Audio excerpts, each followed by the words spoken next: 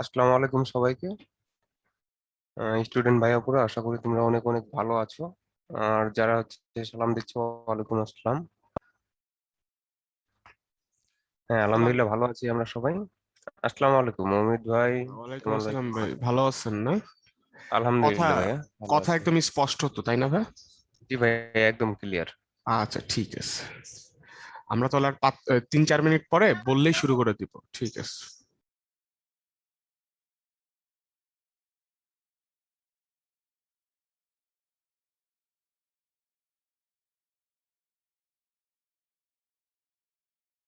হ্যাঁ ভাইয়া, তাহলে হচ্ছে আমরা 2 মিনিট ওয়েট করি, অনেকে এখনো জয়েন দেয় নাই। আচ্ছা, সমস্যা নেই, আমরা 8টা 5-এ ক্লাসটা শুরু করবো, সমস্যা নেই। ওকে ভাইয়া।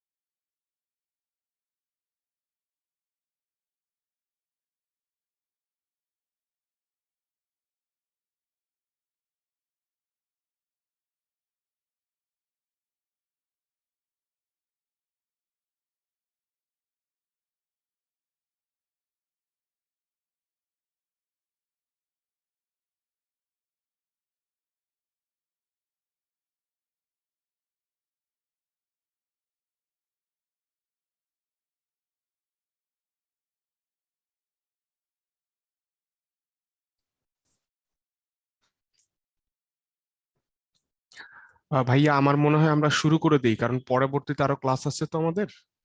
জি ভাইয়া। আচ্ছা, ঠিক আছে ভাই, ধন্যবাদ। তো আসসালামু আলাইকুম সবাইকে, যারা আসছো তাদেরকে আহ অনেক অনেক স্বাগতম। আজকে আমাদের যেই ক্লাসগুলা তোমার হওয়ার কথা ছিল ফিজিক্যালি, সেগুলো আর হতে পারলো না। তো এর জন্য অনলাইনে আজকে আমরা এসেছি ক্লাস করাতে ভাইয়া। তো দেখতেই পারতেছো আজকে হচ্ছে, কালকে তোমাদের ফিজিক্সের 1 হয়ে গেছে, আর আজকে হচ্ছে ফিজিক্সের 2। আগামীকালকে ইনশাল্লাহ ফিজিক্সের 3 নাম্বার লেকচারটা হবে। তো আজকে একদিনের মধ্যে দেখতে পারতেছো 5টা চ্যাপ্টার নিয়ে টুকটাক কথা বলবো। অবশ্যই কোনো ডেপথ কথাবার্তা থাকবে না, জাস্ট 5টা চ্যাপ্টার থেকে আমরা 5টা সৃজনশীল চুজ করছি আমাদের যে প্রশ্ন ব্যাংকটা দেওয়া হয়েছে ওইখান থেকে, আর কিছু টুকটাক অবজেক্টিভ দেখাবো। আর পাশাপাশি যদি কিছু বলার থাকে রিলেটেড, পড়া রিলেটেড, সেগুলো আমরা বলে দিব। ঠিক আছে? তো হোপফুলি সব বুঝতে পারবা, আর এমনিতেও যা পড়াবো সব তার 90% আসলে তোমরা পারো। তো চলো শুরু করা যাক। প্রথম চ্যাপ্টারটা হচ্ছে আমাদের ভেক্টর। ওকে, তো প্রথমে যেটা করব আমরা একটা সৃজনশীল দেখে নিব।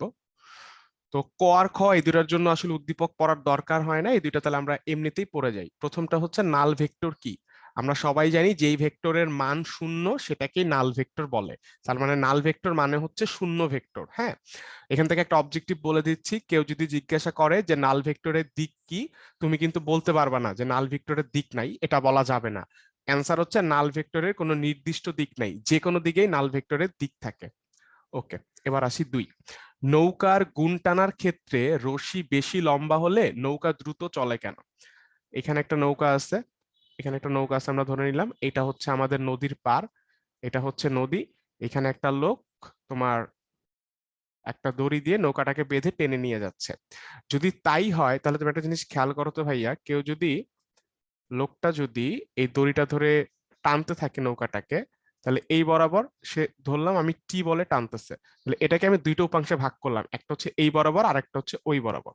তাহলে এইটা যদি ভাইয়া থিটা হয়, তাহলে এই বরাবর কি কাজ করবে? যেই বলে সে টানতেছে সেই বরাবর এই দিকে কি কাজ করবে? এইদিকে কাজ করবে, যার সাথে থিটা থাকে তার সাথে হয় কস থিটা। তাহলে এই দিক বরাবর কাজ করবে টি কস থিটা, আর এই দিক বরাবর কি কাজ করবে? এই দিক বরাবর কাজ করবে হচ্ছে টি সাইন থিটা। তাহলে টি কস থিটা নৌকাটাকে সামনের দিকে ঠেলে, আর টি সাইন থিটা নৌকাটাকে পাড়ের দিকে ঠেলে। কিন্তু এখানে একজন বসে থাকে, ঠিক আছে, সে বৈঠার মাধ্যমে এই স্রোতের মধ্যে বাড়ি দিয়ে ওই টি সাইন থিটাটাকে প্রশমিত করে। তাহলে টি সাইন থিটা আর এই যে বৈঠা, এই দুইটা ইকুয়ালের কারণে পাড়ের দিকে নৌকাটা আর যায় না। তাহলে কি টিকে থাকে? টি কস থিটা। এই টি কস থিটার জন্য লোকটা দড়ি দিয়ে টান দিয়ে নৌকাটাকে নিয়ে যাইতে থাকে। এখন তুমি একটা জিনিস খেয়াল করো, তাহলে আমি যদি টি এর মানটা কনস্ট্যান্ট রাখি, তাহলে আমার নৌকাটা সামনের দিকে কত বলে যাবে এটা কিন্তু শুধুমাত্র থিটার উপর নির্ভর করতেছে। আর আমরা সবাই জানি যে কজের ক্ষেত্রে থিটার ভ্যালু যত ছোট হবে কজের ভ্যালু তত বেশি হবে, তার মানে তত বেশি টান এই দিক বরাবর কাজ করবে, ফলে নৌকাটা দ্রুত গতিতে যাবে।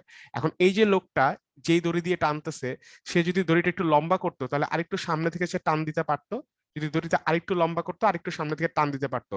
ফলশ্রুতিতে এখন যে থিটাটা হইতো সেটা কিন্তু আগেরটা থেকে ছোট হয়ে যেত। লোকটা যদি আরো একটা লম্বা দড়ি নিত তাহলে কিন্তু দড়িটা আরো দূর থেকে টান দিতে পারতো এবং থিটাটা কি আরো ছোট হয়ে যেত। তাহলে দড়ি যত লম্বা হবে থিটাটা তত বেশি ছোট হবে, আর থিটা যত ছোট হবে টি কস থিটার ভ্যালু তত বেশি হবে, ফলে নৌকাটা সে দ্রুত সামনের দিকে নিয়ে যেতে পারবে। ওকে, এবার আমরা উদ্দীপকটা পড়বো, দেন আমরা গতে যাব। দুইজন ব্যক্তি ঢাকা থেকে বিমানে চড়ে যথাক্রমে রাজশাহী ও সৈয়দপুর গমন করলো। ঢাকার সাপেক্ষে রাজশাহী ও সৈয়দপুরের স্থানাঙ্ক যথাক্রমে এত এবং এত। তাহলে এটা এক্স অক্ষ বরাবর, এটা ওয়াই অক্ষ বরাবর, এটা জেড অক্ষ বরাবর, এটা এক্স অক্ষ বরাবর, এটা ওয়াই অক্ষ বরাবর, এটা জেড অক্ষ বরাবর। ফাইন, দূরত্ব কিলোমিটারে প্রকাশ করা হলো। তো গ কি বলছে? রাজশাহী হতে বিমান ভ্রমণ করে সৈয়দপুর পৌঁছাতে কত পথ অতিক্রম করতে হবে? তার মানে ওরা রাজশাহী থেকে সৈয়দপুরের দূরত্বটা জানতে চাইছে কত। ওকে ফাইন, তো আমরা নর্মালি জানি এই যে তোমার দেওয়া থাকে না, এখানে বলে দিছে না যে ঢাকা থেকে রাজশাহীর দূরত্ব হচ্ছে এইটা, এবং ঢাকা থেকে তোমার সৈয়দপুরের দূরত্ব হচ্ছে এইটা। ঠিক আছে, তাহলে আমরা একটা কাজ করব, এরকম যদি দেওয়া থাকে আমরা একটা স্থানাঙ্কের মতো আঁকি। যদি তিনটা পয়েন্টের ভ্যালু দেওয়া থাকে তাহলে আমরা কি করে একটা স্থানাঙ্কের মতো কিন্তু আঁকি। যারা এই টাইপের ম্যাথ গুলা করছো তারা জানো। তো আসলে আমরা একটা স্থানাঙ্ক এঁকে ফেলি।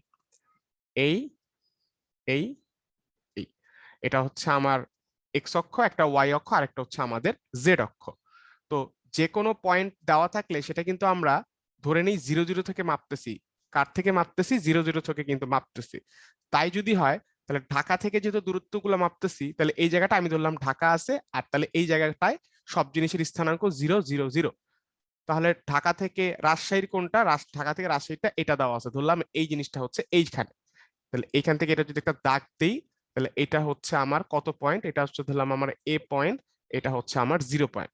আর এ পয়েন্টের স্থানাঙ্ক কত বলে দিছে ওরা, -40, এটা হচ্ছে 50, এটা হচ্ছে 5। Okay fine. তাহলে এই 0 হচ্ছে ঢাকা আর এই এ হচ্ছে রাজশাহী। তাহলে ঢাকা থেকে রাজশাহীর পয়েন্ট দেওয়া আছে দূরত্বের স্থানাঙ্ক -40, 50 আর 5। Okay fine. এবার আসি ঢাকা থেকে সৈয়দপুর, ধরলাম সৈয়দপুর এই জায়গাটার মধ্যে। তাহলে ঢাকা থেকে যে সৈয়দপুর, এটাকে বি দ্বারা প্রকাশ করলাম। তাহলে এই পয়েন্টটা কত হবে, এই পয়েন্ট হবে -60, তারপর হচ্ছে 100, তারপর হচ্ছে ভাইয়া আমাদের কত 10। ওকে, তো আমরা সবাই জানি যদি কোনো একটা পয়েন্ট থেকে আরেকটা পয়েন্টের দিকে আমরা রেখা টানি, তাহলে সেটাকে আমরা ভেক্টরে নিতেও পারি, তাই তো। তাহলে এই ও এ রেখা বরাবর যে ভেক্টরটা কাজ করতেছে সেটা ধরলাম ও এ ভেক্টর, ওবি রেখা বরাবর যে ভেক্টরটা কাজ করতেছে সেটা হচ্ছে কি আমার ধরলাম ওবি ভেক্টর। ওকে, এখন আমার কাছে কি জানতে চাইছে ভাইয়া, রাজশাহী হতে সৈয়দপুরের দূরত্ব, রাজশাহী হতে সৈয়দপুরের দূরত্ব।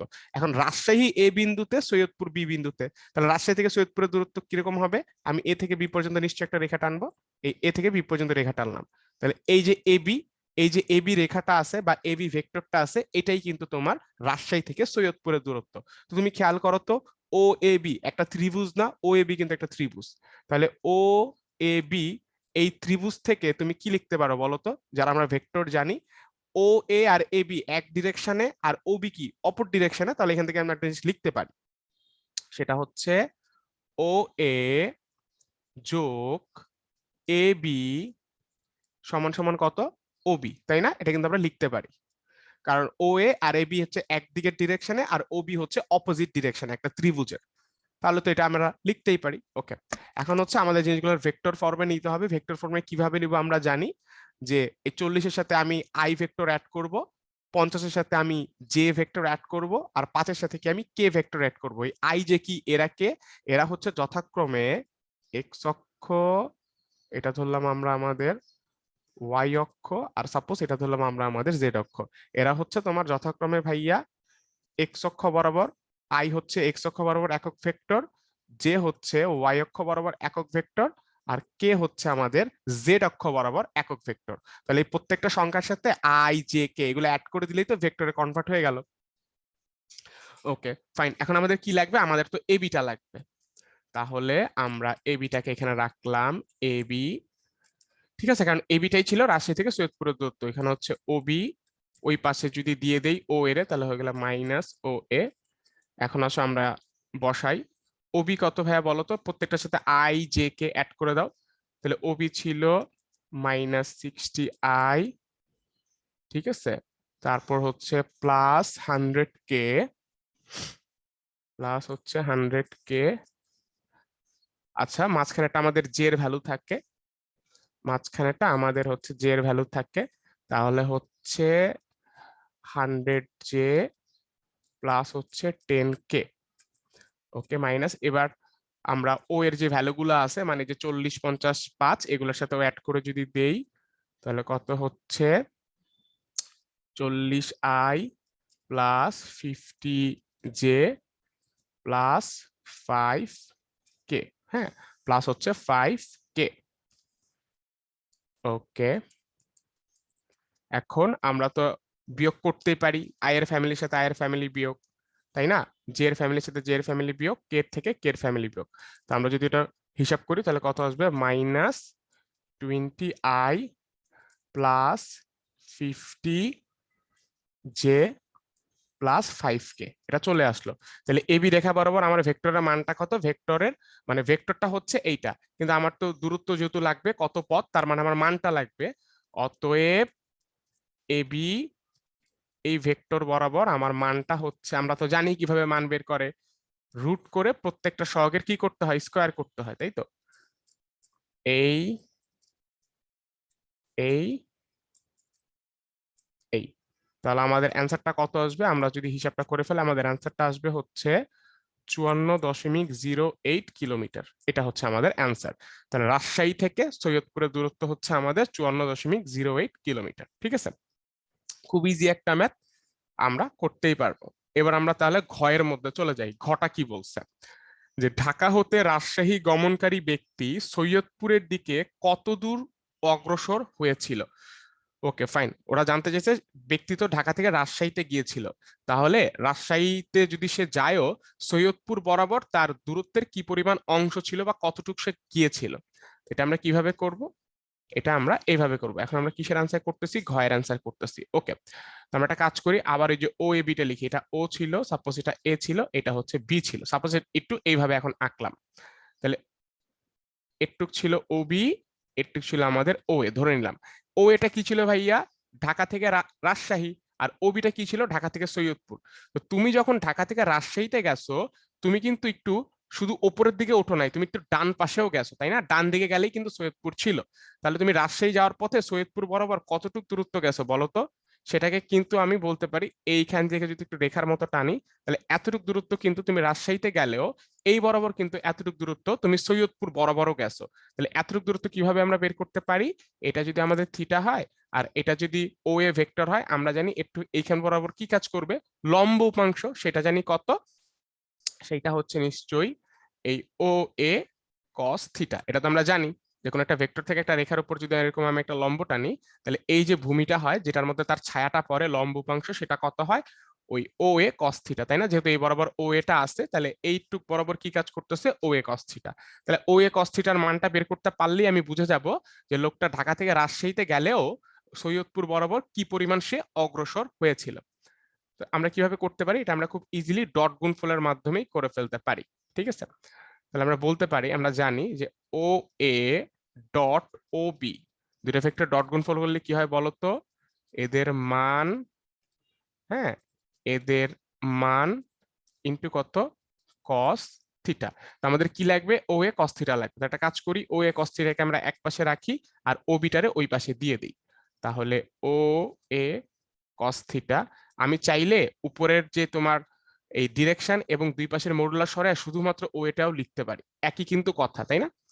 সমান সমান, ওকে, ও এটা রাখলাম, ও বিটা রাখলাম, আর নিচে কি থাকবে, নিচে থাকবে হচ্ছে ও বি ভেক্টরের মান।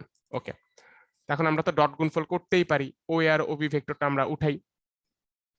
আমাদের ও এ ভেক্টরটা কত ছিল, আমাদের ও এ ভেক্টরটা ছিল হচ্ছে, আমরা একটু পিছন দিকে গিয়ে দেখে আসি, আমাদের ও এ ভেক্টরটা ছিল -40 50 5। ওকে ঠিক আছে, তাহলে আমাদেরটা ছিল -40 50 5। ওকে, এটা ছিল আমাদের ও এ ভেক্টর।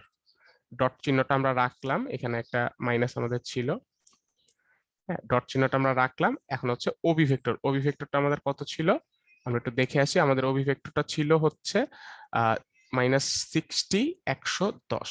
ওকে, তাহলে আমাদের ওবি ভেক্টরটা ছিল -60 100 এবং কত ছিল 10। ওকে ফাইন, আর নিচে হচ্ছে ওবি ভেক্টরের মান।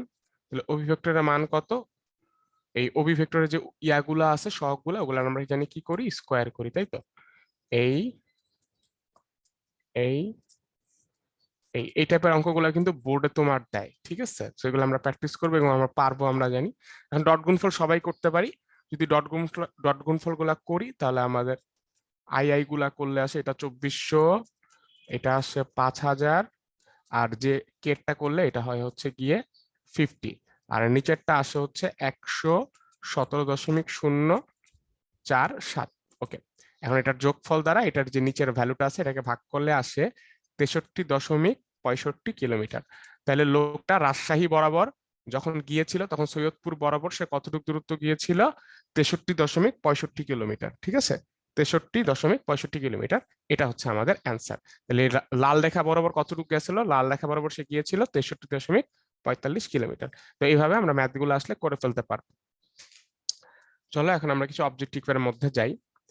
কি বলছে, এ ভেক্টর সমান সমান মাইনাস ভি ভেক্টর। এই কথার মানে হচ্ছে ভাইয়া, এ ভেক্টরটা যদি এই দিকে থাকে, বি ভেক্টরটা কোন দিকে আছে, তার অপোজিট দিকে, তাই না? এ ভেক্টরটা এদিকে থাকলে বি ভেক্টরটা কোন দিকে আছে, তার অপোজিট দিকে। তাহলে অ্যাঙ্গেলটা কত বলতো, অ্যাঙ্গেলটা হচ্ছে 180। আর ক্রস গুণফল মানে কি, ক্রস গুণফলের মান জানতে চাইছে না, এই যে মান কত। আমরা জানি ক্রস গুণফলের মান মানে কি, আমরা যদি মডুলাসটা দিয়ে দিই, তার মানে হচ্ছে A B sine theta, A B sine theta. R sign 180 কত? সাইন 180 জিরো, তাহলে অ্যান্সার কত হবে? অ্যান্সার হবে ভাইয়া জিরো। ওকে, এবার আসি সেকেন্ডটার মধ্যে। দুইটি একক ভেক্টরের সমষ্টি একটি একক ভেক্টর, মানে যদি সাপোজ একটাকে একক ভেক্টর ধরি এ, আরেকটাকে একক ভেক্টর ধরি আমি বি, তো এদের যেই লব্ধিটা হবে, হ্যাঁ, সেটা যদি হয় সি, ওইটার মানও কত? এর মানও 1, বির মানও 1, সির মানটাও কত হবে? 1। বিষয়টা এমন বুঝেছে, মনে করো সিটা হচ্ছে লব্ধি বুঝাচ্ছে। তোরা জানতে চাইছিস যদি এমন দুইটা একক ভেক্টর হয় যে যাদের লব্ধিটা বা যাদের সমষ্টিটাও একটা একক ভেক্টর, তাহলে এদের বিয়োগফলের ভেক্টর মানটা কত হবে? এসব ম্যাথ আমাকে প্রথমে যেটা করতে হবে ভাইয়া, যে দুইটা ভেক্টরের যে মান সেটা যদি লব্ধির সমান হয়, তাহলে অবশ্যই আমাকে প্রথমে তাদের মধ্যবর্তী যে কোণটা সেটা বের করতে হবে। মধ্যবর্তী কোণটাকে আমরা কি দ্বারা প্রকাশ করি? মধ্যবর্তী কোণটাকে আমরা আলফা দ্বারা প্রকাশ করি। তারপর জাস্ট এই যে এইভাবে আমরা বসাবো, লব্ধির মতো যেভাবে আমরা সূত্র বসাই, ধরলাম যে লব্ধি সমান সমান দুইটার যোগফল। দুইটার যোগফল মানে কি? দুইটার যোগফল আমরা কিভাবে বের করি? রুট দিয়ে বের করি না লব্ধিটা? এই যে তাই করছি। আলফা কত আসে? আলফা আসে 120 ডিগ্রি। ওই 120 ডিগ্রি আসলে তারপর বিয়োগফল কিভাবে করে? যে এই যে এভাবে মডুলাসের ভিতর দুটা মাইনাস রাখলাম। এটা এভাবে দেখা যেই কথা, এটা এভাবে চিন্তা করা কিন্তু ভাইয়া সেম কথাই। ঠিক আছে, এটা যদি এইভাবে চিন্তা করো সেম কথাই কিন্তু। তাহলে একটা এ যোগ মাইনাস বি, তার মানে হচ্ছে তুমি রুটের মধ্যে যদি বসায় দাও, এই জায়গায় একটা মাইনাস চলে আসে, অ্যান্সারটা কত আসে? অ্যান্সার আসে √3। এটার একটা ইজি ট্রিক্স বলি, এত কিছু করা লাগবে না। যদি কোনোদিন দুইটা ভেক্টরের লব্ধি যে কোনো ওদের সমান হয়, তাহলে অবশ্যই আলফা আজীবন 120 ডিগ্রি হবে। এটা মনে রাখবা, এতগুলো স্টেপস করার কোনো দরকার নেই।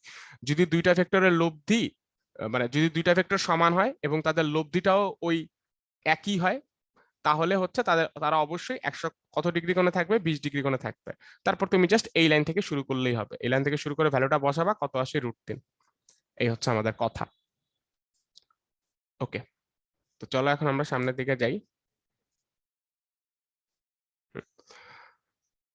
এটা একটা ভেক্টর দিয়ে দিছে, একটা সমীকরণ বলছে এত সমান সমান কত। তো দেখতেই পাচ্ছি ক্রস গুণফল। তো আমরা যেটা করব, যে দুইটাকে ভাগ করব, জে এর সাথে কে করব, যোগ চিহ্নটা রেখে আবার কে এর সাথে কে করব। দেখো তাই কিন্তু করছি, যে যোগ চিহ্নটা রাখছি, আলাদা আলাদা হিসাব করছি। তাহলে ব্যাপারটা যদি এমন হয়, তাহলে আমার আই সাপোজ এইদিকে, তারপর আমাদের আই জে কে, সাপোজ এইদিকে, আর এইদিকে ধরলাম আমাদের কে ভেক্টর। তাহলে জে ক্রস কে, জে ক্রস কে মানে কি বলতেছি আমরা? জে ক্রস কে মানে আমরা বলতেছি হচ্ছে এটা। ওকে, আর কে ক্রস কে তো 0, জে ক্রস কে কত হবে? জে ক্রস কে আমাদের হবে আই, তাহলে অ্যান্সার কত হবে? অ্যান্সার হবে আমাদের আই। এটা আমরা জানি, ওই যে কেন, ওই যে সাইন টাইন দিয়ে আমরা যে বের করি, সাইন থিটা দিয়ে, ওইভাবে হিসাব করলে কিন্তু আমাদের ভাইয়া হয়ে যাবে। ঠিক আছে, তো চলো আমরা সামনের দিকে যাচ্ছি। এখন আমরা যাচ্ছি হচ্ছে পর্যায়বৃত্ত গতিতে। ফাইন, পর্যায়বৃত্ত গতিতে চলে আসার পর আমরা দেখি প্রথমে ক আর খটা পড়ি। এক, পর্যায়বৃত্ত গতি কি? কোনো একটা গতিশীল বস্তুকণার গতিপথ যদি এমন থাকে যে এটা এটার গতিপথের কোনো, সাপোজ এখানে একটা কোণা আছে, কোন এই কোণাটার গতিপথ যদি এমন থাকে যে এটা এটার গতিপথের কোনো একটা বিন্দুকে বারবার একটা নির্দিষ্ট সময় পর একই বিন্দু থেকে অতিক্রম করতেছে, তাহলে সে গতিটাকে আমরা কি বলবো? পর্যায়বৃত্ত গতি। এক্সাম্পল কি? ঘড়ির কাঁটার গতি, সরল দোলকের গতি, স্প্রিং এর গতি, সবগুলোই হচ্ছে পর্যায়বৃত্ত গতির এক্সাম্পল। ওকে, এবার খতে আসি। সকল পর্যায়বৃত্ত গতি সরল স্পন্দন গতি নয় কেন?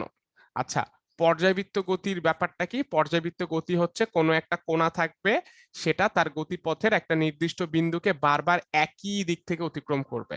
আমরা যদি একটা ঘড়ির কথা চিন্তা করি, এটা যদি একটা ঘড়ির কাঁটা হয়, হ্যাঁ, এই কাঁটাটা কি হবে বলতো? ঠিক 12 ঘন্টা পর পর এইভাবে ঘুরে ঘুরে সে এই পয়েন্টে আসবে, ঠিক 12 ঘন্টা পর পর এইভাবে ঘুরে ঘুরে সে এই পয়েন্টে আসবে। তাহলে এটা একটা পর্যায়বৃত্ত গতি। কিন্তু কথা হচ্ছে এটাকে একটা সরল স্পন্দন গতি, সেটা আমাকে বুঝতে হবে। এখন সরল স্পন্দন গতি হতে হলে দুইটা শর্ত ফিল আপ করা লাগে। একটা হচ্ছে সাম্যাবস্থা থেকে তার সরণ হবে ত্বরণের ব্যস্তানুপাতিক। আরেকটা হচ্ছে যে এটা তার পর্যায়কালের অর্ধেক সময় যেই দিকে থাকবে, বাকি অর্ধেক সময় তার বিপরীত দিকে থাকবে। তুমি ঘড়ির কাঁটার ক্ষেত্রে চিন্তা করো, এটা কিন্তু একভাবেই ঘুরতেছে, সাপোজ এই যে এইভাবেই কিন্তু ঘুরতেছে, তাই না? ক্লকওয়াইজই কিন্তু সারা জীবন ঘুরবে, ও কিন্তু কোনোদিন উল্টা ভাবে ঘুরবে না। কিন্তু একটা সরল দোলকের ক্ষেত্রে যদি আমরা কথা বলি, এটাকে যদি আমি একটু টান দিয়ে ছেড়ে দিই, তাহলে এটাকে সাপোজ এই পাশে টান দিয়ে ছেড়ে দিলাম, তাহলে এটা কিন্তু এইভাবে দুলতে থাকবে, তাই না? এটা কিন্তু এইভাবে বারবার দুলতে থাকবে। তুমি তুমি একটা জিনিস খেয়াল করো, যে তার পর্যায়কাল কি, এইখান থেকে এইখানে গিয়ে আবার যদি আসে, তাই না? ডান পাশ থেকে একদম বাম পাশে কি আবার যদি ডান পাশে আসে একটা পর্যায়কাল কিন্তু হয় টোটালি। তাহলে পর্যায়কালের অর্ধেক সময় সে ডান থেকে বামে গেছে, তার পরবর্তীতে সে বাম থেকে ডানে আসছে। তাহলে সরল দোলকের গতিটা কেমন? সরল স্পন্দন গতি কিন্তু হয়েছে। আবার এটা কিন্তু একটা পর্যায়বৃত্ত গতিও। আবার স্প্রিং এর ক্ষেত্রেও যদি আমরা একটা চিন্তা করি, একটা স্প্রিংকে আমি যদি একটু টেনে ছেড়ে দেই ভাইয়া, বা চাপ দিয়ে ছেড়ে দেই, এটা কিন্তু একটা নির্দিষ্ট দূরত্বের মধ্যে এইভাবে করে কি করতে থাকে? কাঁপতে থাকে। তো একবার উপরে উঠে পরে যদি নিচে নামে তাহলে কিন্তু একটা পর্যায়কাল হয়। তাহলে টোটাল পর্যায়কালের অর্ধেক সময় সে উপর থেকে নিচের থেকে উপরে গেছে, বাকি অর্ধেক উপর থেকে নিচে আসছে, তাহলে এই যে কাঁপতেছে, তাহলে ও কিন্তু একটা সরল স্পন্দন গতির ব্যাপারটা মানছে, এবং ও কিন্তু একটা পর্যায়বৃত্ত গতিও, তাই না? তার মানে আমি এটা বলতে পারি উল্টা ভাবে যে সকল সরল ছন্দিত গতি পর্যায়বৃত্ত গতি, কিন্তু সকল পর্যায়বৃত্ত গতি কিন্তু সরল স্পন্দন না। এক্সাম্পল কি? এই যে ঘড়ির কাঁটার গতি।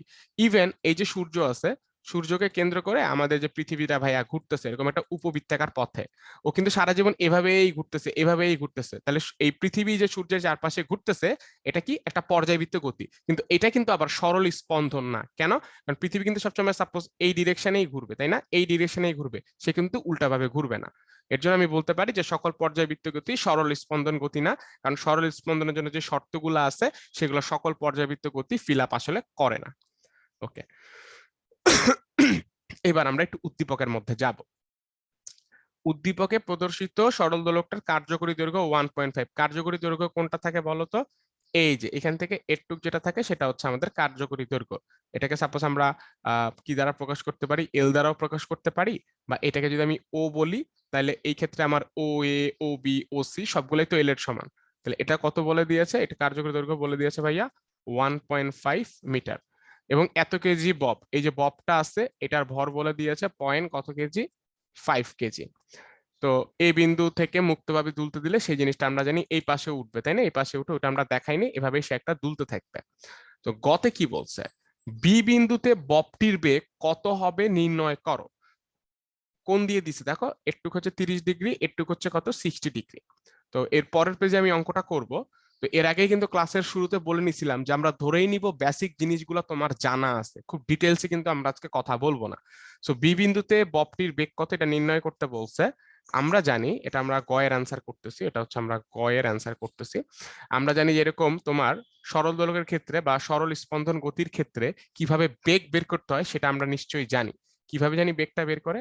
আমরা জানি বেগ সমান সমান, যদি ভি দ্বারা প্রকাশ করলাম, যে কোনো বিন্দুতে বেগ সমান সমান অনেকগুলো ইকুয়েশন আছে, এর মধ্যে আমরা একটা লিখলাম যে ওমেগা ইন্টু রুট এ স্কোয়ার মাইনাস এক্স স্কোয়ার, যেখানে এটা হচ্ছে বিস্তার, যেখানে এটা হচ্ছে বিস্তার, আর এক্সটা হচ্ছে যে কোনো যে কোনো স্থানের সরণ, যে কোনো স্থানের সরণ বা যে কোনো সময়ের সরণ আর কি, ঠিক আছে? যে কোনো সময়ের সরণ আর কি। তো এটা কিন্তু আশা করব যে এই জিনিসটা, এই সূত্রটা সবাই মোটামুটি দেখছে।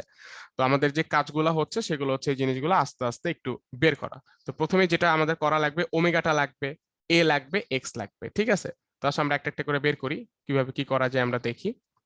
তো আমাদের কি কি ইনফরমেশন দেওয়া আছে? আমাদের যে ইনফরমেশনটা দেওয়া আছে সেই অনুযায়ী আমরা প্রথমে টিটা বের করতে পারবো, তাই না? টিটা, তো আসলে টিটা বের করি।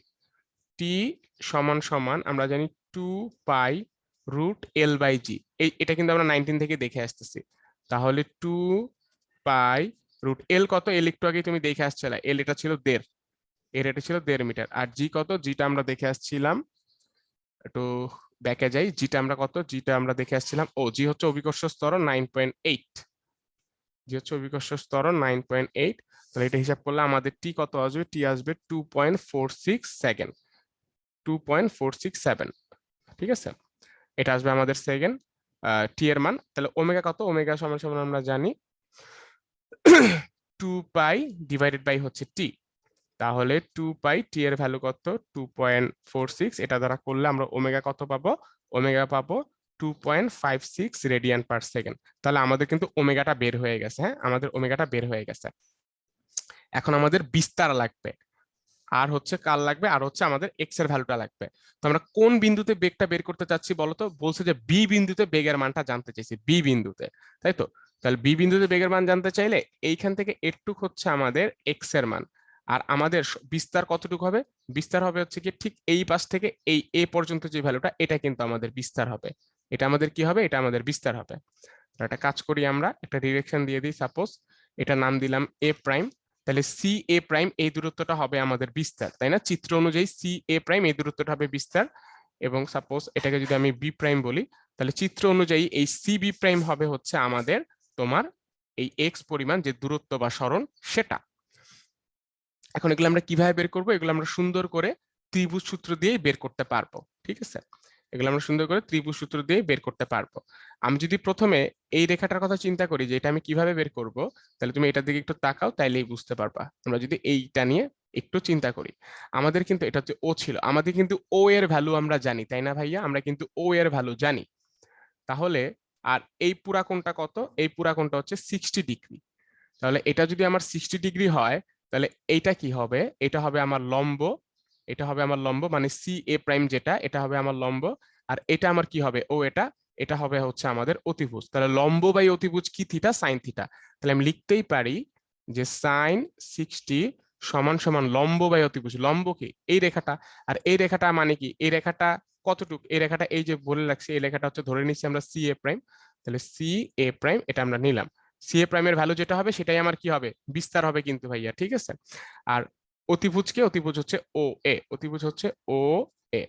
তাহলে সি এ প্রাইম সমান সমান যেটা হচ্ছে আমার বিস্তার, আমরা বারবার বলতেছি, এখানে লিখে রাখলাম যে সি এ প্রাইমটা হচ্ছে আমাদের কি বুঝাচ্ছে? বিস্তার বুঝাচ্ছে চিত্র অনুযায়ী।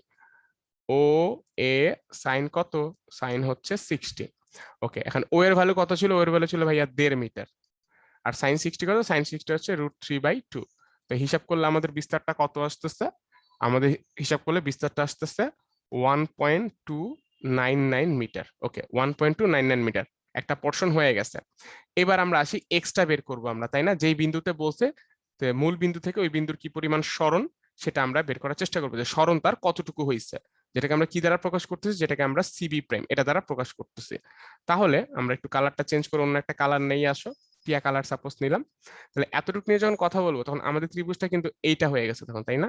এই এই আমাদের ত্রিভুজটা কিন্তু তখন এতটুকু হয়ে গেছে। এতটুকুর কোণ কত? 30 ডিগ্রি। তাহলে এটা যদি আমার ত্রিভুজ হয়, তাহলে এইটা কি? এই যে আমাদের সিবি প্রাইম এরটুক কি? এরটুক হবে লম্ব, এবং আমাদের ওবি এটা কি হবে? এটা হবে আমাদের অতিভুজ। তাহলে আমরা আবার লিখতে পারি, আবার সাইন 30 ডিগ্রি মানে সাইন থিটা সমান সমান কি? লম্ব বাই অতিভুজ। লম্বকে বলো তো? লম্ব হচ্ছে ভাইয়া এই যে এইটা, যেটাকে আমি এক্সও বলতে পারি আবার সিবি প্রাইমও বলতে পারি, তাই না? সিবি প্রাইমও বলতে পারি। এই ক্ষেত্রে যেহেতু আমাদের এক্সট্রা সিবি প্রাইম বোঝাচ্ছে, এই জন্য আমি পাশে লিখে দিলাম সিবি প্রাইম। এগুলা কনফিউশনের কিছু নাই, ঠিক আছে? তুমি যদি কিছু প্রকাশ না করে ডাইরেক্ট মৌখিক ভাবেও লিখতে চাও, ইউ আর মোস্ট ওয়েলকাম। তাহলে সাইন 30 লম্ব কত আমাদের? CB prime. এখানে আমরা লিখলাম সিবি প্রাইম, কারণ আমাদের যে এইটুক দূরত্ব লাগবে, এইটুক দূরত্ব মানে কি? এইটুক দূরত্বই সিবি প্রাইম। নিচে কত লিখবো? অতিভুজ আমাদের কত? অতিভুজ ছিল আমাদের ওবি। তাহলে সিবি প্রাইম সমান সমান ওবি সাইন 30 ডিগ্রি। ওকে, তাহলে ওবি কত? ওবিও আমরা বুঝতে পারতেছি ভাইয়া, সুতা তো সেম, সুতা তো সরে নাই, তাহলে এটা তো 1.5 মিটারই। তাহলে 1.5 ইন্টু সাইন 30 হচ্ছে হাফ। তাহলে আমাদের হিসাব করলে এটা কত আসতেছে? 0.75 মিটার। ওকে, তাহলে দেখো তো আমরা কিন্তু বিস্তারের ভ্যালু পেয়ে গেছি ভাইয়া। আমাদের এটা বিস্তারের ভ্যালু পেয়ে গেছি, আবার আমাদের কতটুক সরণ সেটাও কিন্তু আমরা পেয়ে গেছি। তাহলে এখন কিন্তু আমরা ইজিলি বের করে ফেলতে পারবো। অথবা আমরা বের করে ফেলি। অতএব বি বিন্দুতে বেগ, অতএব বি বিন্দুতে ববের বেগ ভি সমান সমান ওমেগা রুট এ স্কোয়ার মাইনাস কি ভাইয়া? X square. ফাইন, এখন ভ্যালুগুলো বসাই। ওমেগা কত? ওমেগা কই? ওমেগা কই? এই যে ওমেগা, দেখছো? এই যে ওমেগা, ওমেগা কত? 2.56 বসাইলাম। 2.56 বসাইছি। এ হচ্ছে বিস্তার, বিস্তার কই? বিস্তার কই? এই যে বিস্তার, তাই না? এটা কিন্তু আমাদের বিস্তার। বিস্তার কত? 1.299।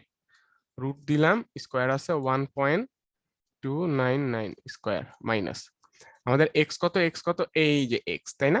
এক্স হচ্ছে আমাদের সাম্য অবস্থা থেকে যেই যেই বিন্দুতে বের করতে চায় সেই বিন্দুর যে সরণটা হয় সেটা কিন্তু এক্স হয়, তাই না? এই বরাবর। তাহলে কত সেটা বলো তো?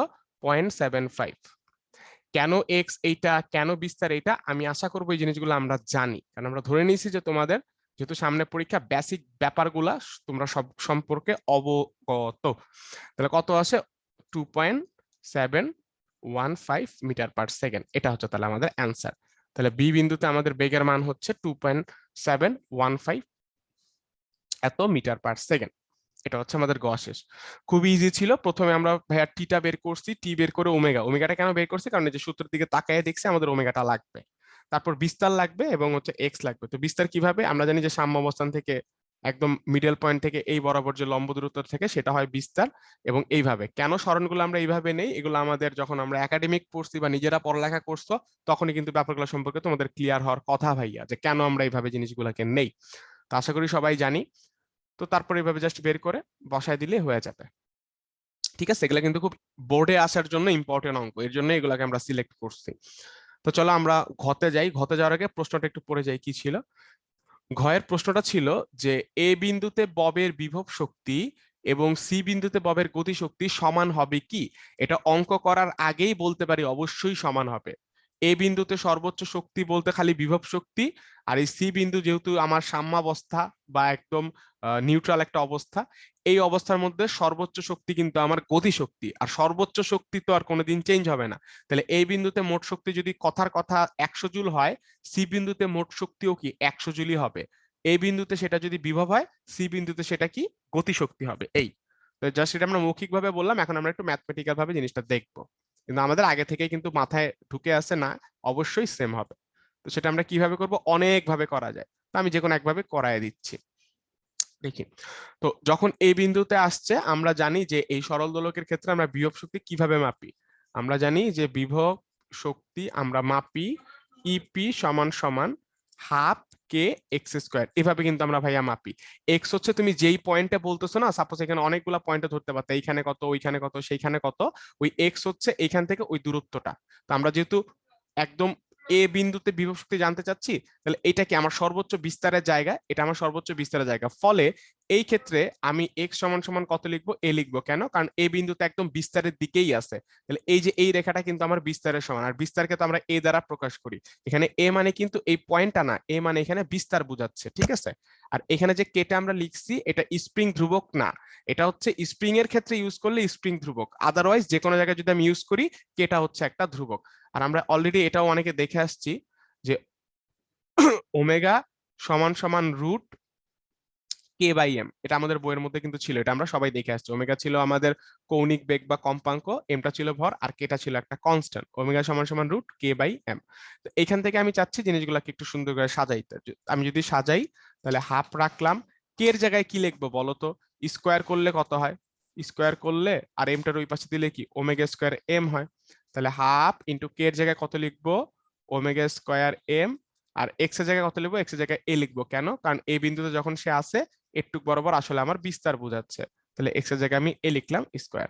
এখন ভ্যালুগুলো বসায় দিব। হাফ ওমেগা জানি আমরা কত পাইছিলাম, আমরা ওমেগা পাইছিলাম হচ্ছে 2.56 হোল স্কোয়ার। এম কত ছিল, এম ছিল আমাদের তোমার, এমটা আমরা একটু দেখে আসি এমটা কত ছিল, এমটা ছিল আমাদের 0.5 কেজি। ওকে, এমটা ছিল আমাদের 0.5 কেজি, 0.5। আর বিস্তার আমরা কত পাইছি, বিস্তার আমরা পেয়েছিলাম হচ্ছে তোমার 1.29, 1.299 আর কি। স্কোয়ার যদি করে দিই তাহলে কত আসে আমাদের বিভব শক্তি, আমাদের বিভব শক্তি আসে হচ্ছে 2.76 জুল। ঠিক আছে, তাহলে আমাদের এটা হচ্ছে এ বিন্দুতে বিভব শক্তি। অতএব এ বিন্দুতে বিভব শক্তি, হ্যাঁ, এই বিন্দুতে বিভব শক্তি আমরা কত পাইছি, এই বিন্দুতে বিভব শক্তি পাইছি হচ্ছে আমরা 2.67 জুল। এখন আমাদের বি বিন্দু, এই বি বিন্দু না, এখন আমাদের সি বিন্দুতে কি পরিমাণ গতিশক্তি আছে সেটা বের করতে হবে। আমরা ভালো করেই জানি এটার মান অবশ্যই 2.67ই হবে। তো যাই হোক, যদি আগে থেকে জানা আছে, এখন আমরা লিখলাম হচ্ছে, আমরা জানি গতিশক্তি, গতিশক্তি কিভাবে বের করে বলতো এইসব ক্ষেত্রে, এই ববের ক্ষেত্রে সরল দোলকের গতিশক্তি কিভাবে আমরা বের করি, এটা অনেক ভাবে বের করা যায়। তারপর নর্মাল ভাবে যা সূত্রটা লিখলাম, এইভাবেও যদি বের করতে চাই, ই কে সমান সমান হাফ এম ভি স্কোয়ার, এই জিনিসটা আমরা লিখলাম। এখন সি বিন্দুতে, অতএব সি বিন্দুতে গতিশক্তি, সি বিন্দুতে গতি শক্তি ই কে সমান সমান, সবাই জানো ভাইয়া সাম্য অবস্থায় আমার বেগের মানটা কি থাকে, ম্যাক্সিমাম। সাম্য অবস্থায় বেগটা থাকে ম্যাক্সিমাম, তাই না? তাহলে ই কে সমান সমান হাফ এম, এই ভি এর নিচে আমি ম্যাক্স লিখতে পারি। কেন, কারণ সি বিন্দুতে আমার বেগটা থাকবে ম্যাক্সিমাম। আর আমরা সবাই আরেকটা জিনিস জানি, আমরা একটু পেনটা চেঞ্জ করে নিই, অন্য একটা কালার নেই। হ্যাঁ, আর আমরা সবাই একটা জিনিস জানি যে ভি ম্যাক্স সমান সমান ওমেগা এ, এটা কিন্তু আমরা সবাই জানি যে ভি ম্যাক্স সমান সমান কি, ভি ম্যাক্স সমান সমান হচ্ছে ওমেগা এ। তাহলে এই জিনিসটা আমি এখানে বসায় দিই, হাফ এম ভি ম্যাক্স মানে ওমেগা এ মানে কি ওমেগা স্কোয়ার ইন্টু হচ্ছে এ স্কোয়ার।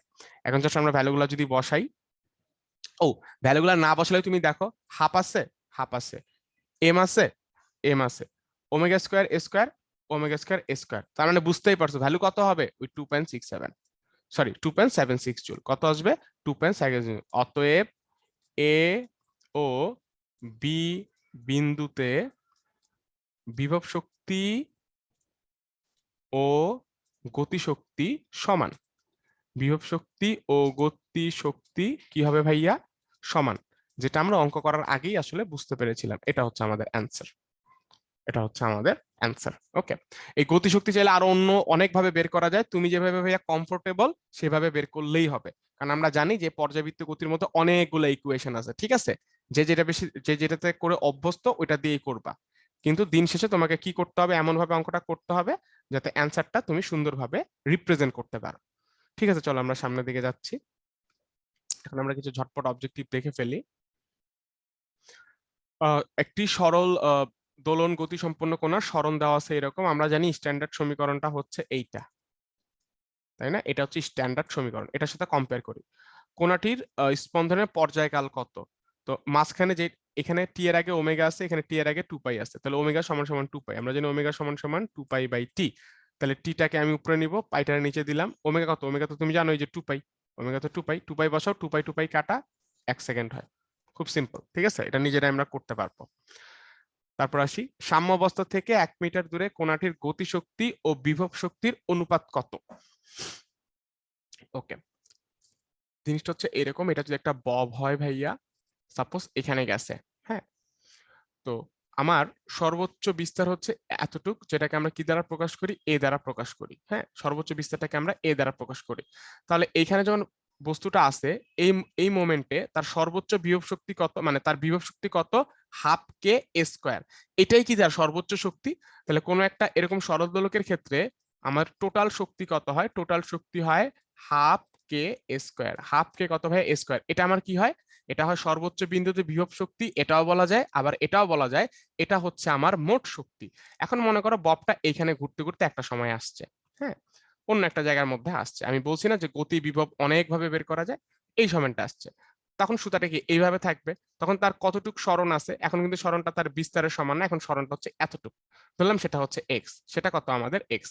তো তুমি জানো মোট শক্তি কত, তুমি জানো মোট শক্তি হচ্ছে এইটা, তাহলে এইখানে যখন আসছে তখন তার বিভব শক্তি কত, এইখানে যখন আসছে তখন তার বিভব শক্তি হচ্ছে ভাইয়া এইটা। তাহলে এই মোমেন্টে যখন আসছে তখন যদি তার বিভবটা এত হয় আর টোটাল শক্তি যদি এত হয়, তাহলে এইখানে গতি কত, তুমি তো ভালো করে জানো ভাইয়া, মোট শক্তি সমান সমান এই বিভব শক্তি যোগ হচ্ছে গতি শক্তি, এটা তুমি ভালো করেই জানো।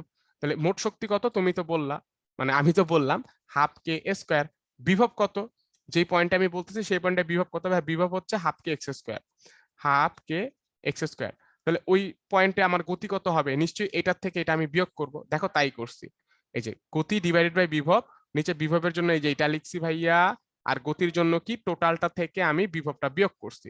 তাইলে জাস্ট আমরা ভ্যালুগুলো যদি বসায় দিই তাইলেই হয়ে যাবে। তোমার কথা হচ্ছে ভাইয়া এখানে 3 কোথায় পাইলো, এই যে দেখো এখানে আমাদের কি ছিল, এ ছিল বিস্তার, আর এখানে কত ছিল সেটা √3, স্কোয়ার করে কত হয়ে গেছে 3 হয়ে গেছে, ঠিক আছে, আর এক্স হচ্ছে 1, কেন ওই যে বলে দিছে যে 1 মিটার দূরে, বাস বসাই দিলে কত আসে 2:1, ঠিক আছে 2:1। তাহলে যে কোনো পয়েন্টে আমি গতিটা বের করতে পারি, আমার টোটাল শক্তি মাইনাস হচ্ছে ওই পয়েন্টের বিভব শক্তি, সিম্পল তাই না, বাস এই বুঝতেই পারছি, এখানে আমি এই ভ্যালুটা বসাইছি, আর বিভবের যেটা ছিল সেটা আমি কোথায় বসাইছি, এই নিচে বসাইছি, বাস তারপর অনুপাতই তো জানতে চাইছে, অনুপাতটা বের করে ফেলছি, ভেরি সিম্পল। চলো আমরা সামনের দিকে আগাই।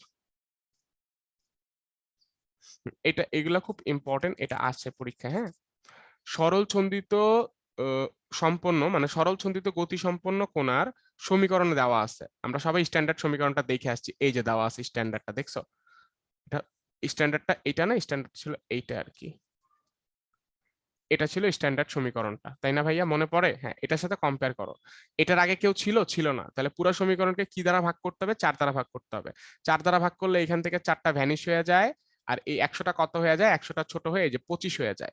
তাহলে এখান থেকে আমি বুঝতে পারতেছি এক্স এর আগে কি ছিল, স্ট্যান্ডার্ডে ওমেগা স্কয়ার, এখানে কি আছে 25, তাহলে ওমেগা স্কয়ার কত, ওমেগা স্কয়ার হচ্ছে 25, তাহলে ওমেগা কত, ওমেগা হচ্ছে 5 রেডিয়ান পার সেকেন্ড, তাহলে অ্যান্সার কত 5 রেডিয়ান পার সেকেন্ড। ওকে, আশা করি এগুলো আমরা বুঝতেই পারি কিভাবে করতে হয়।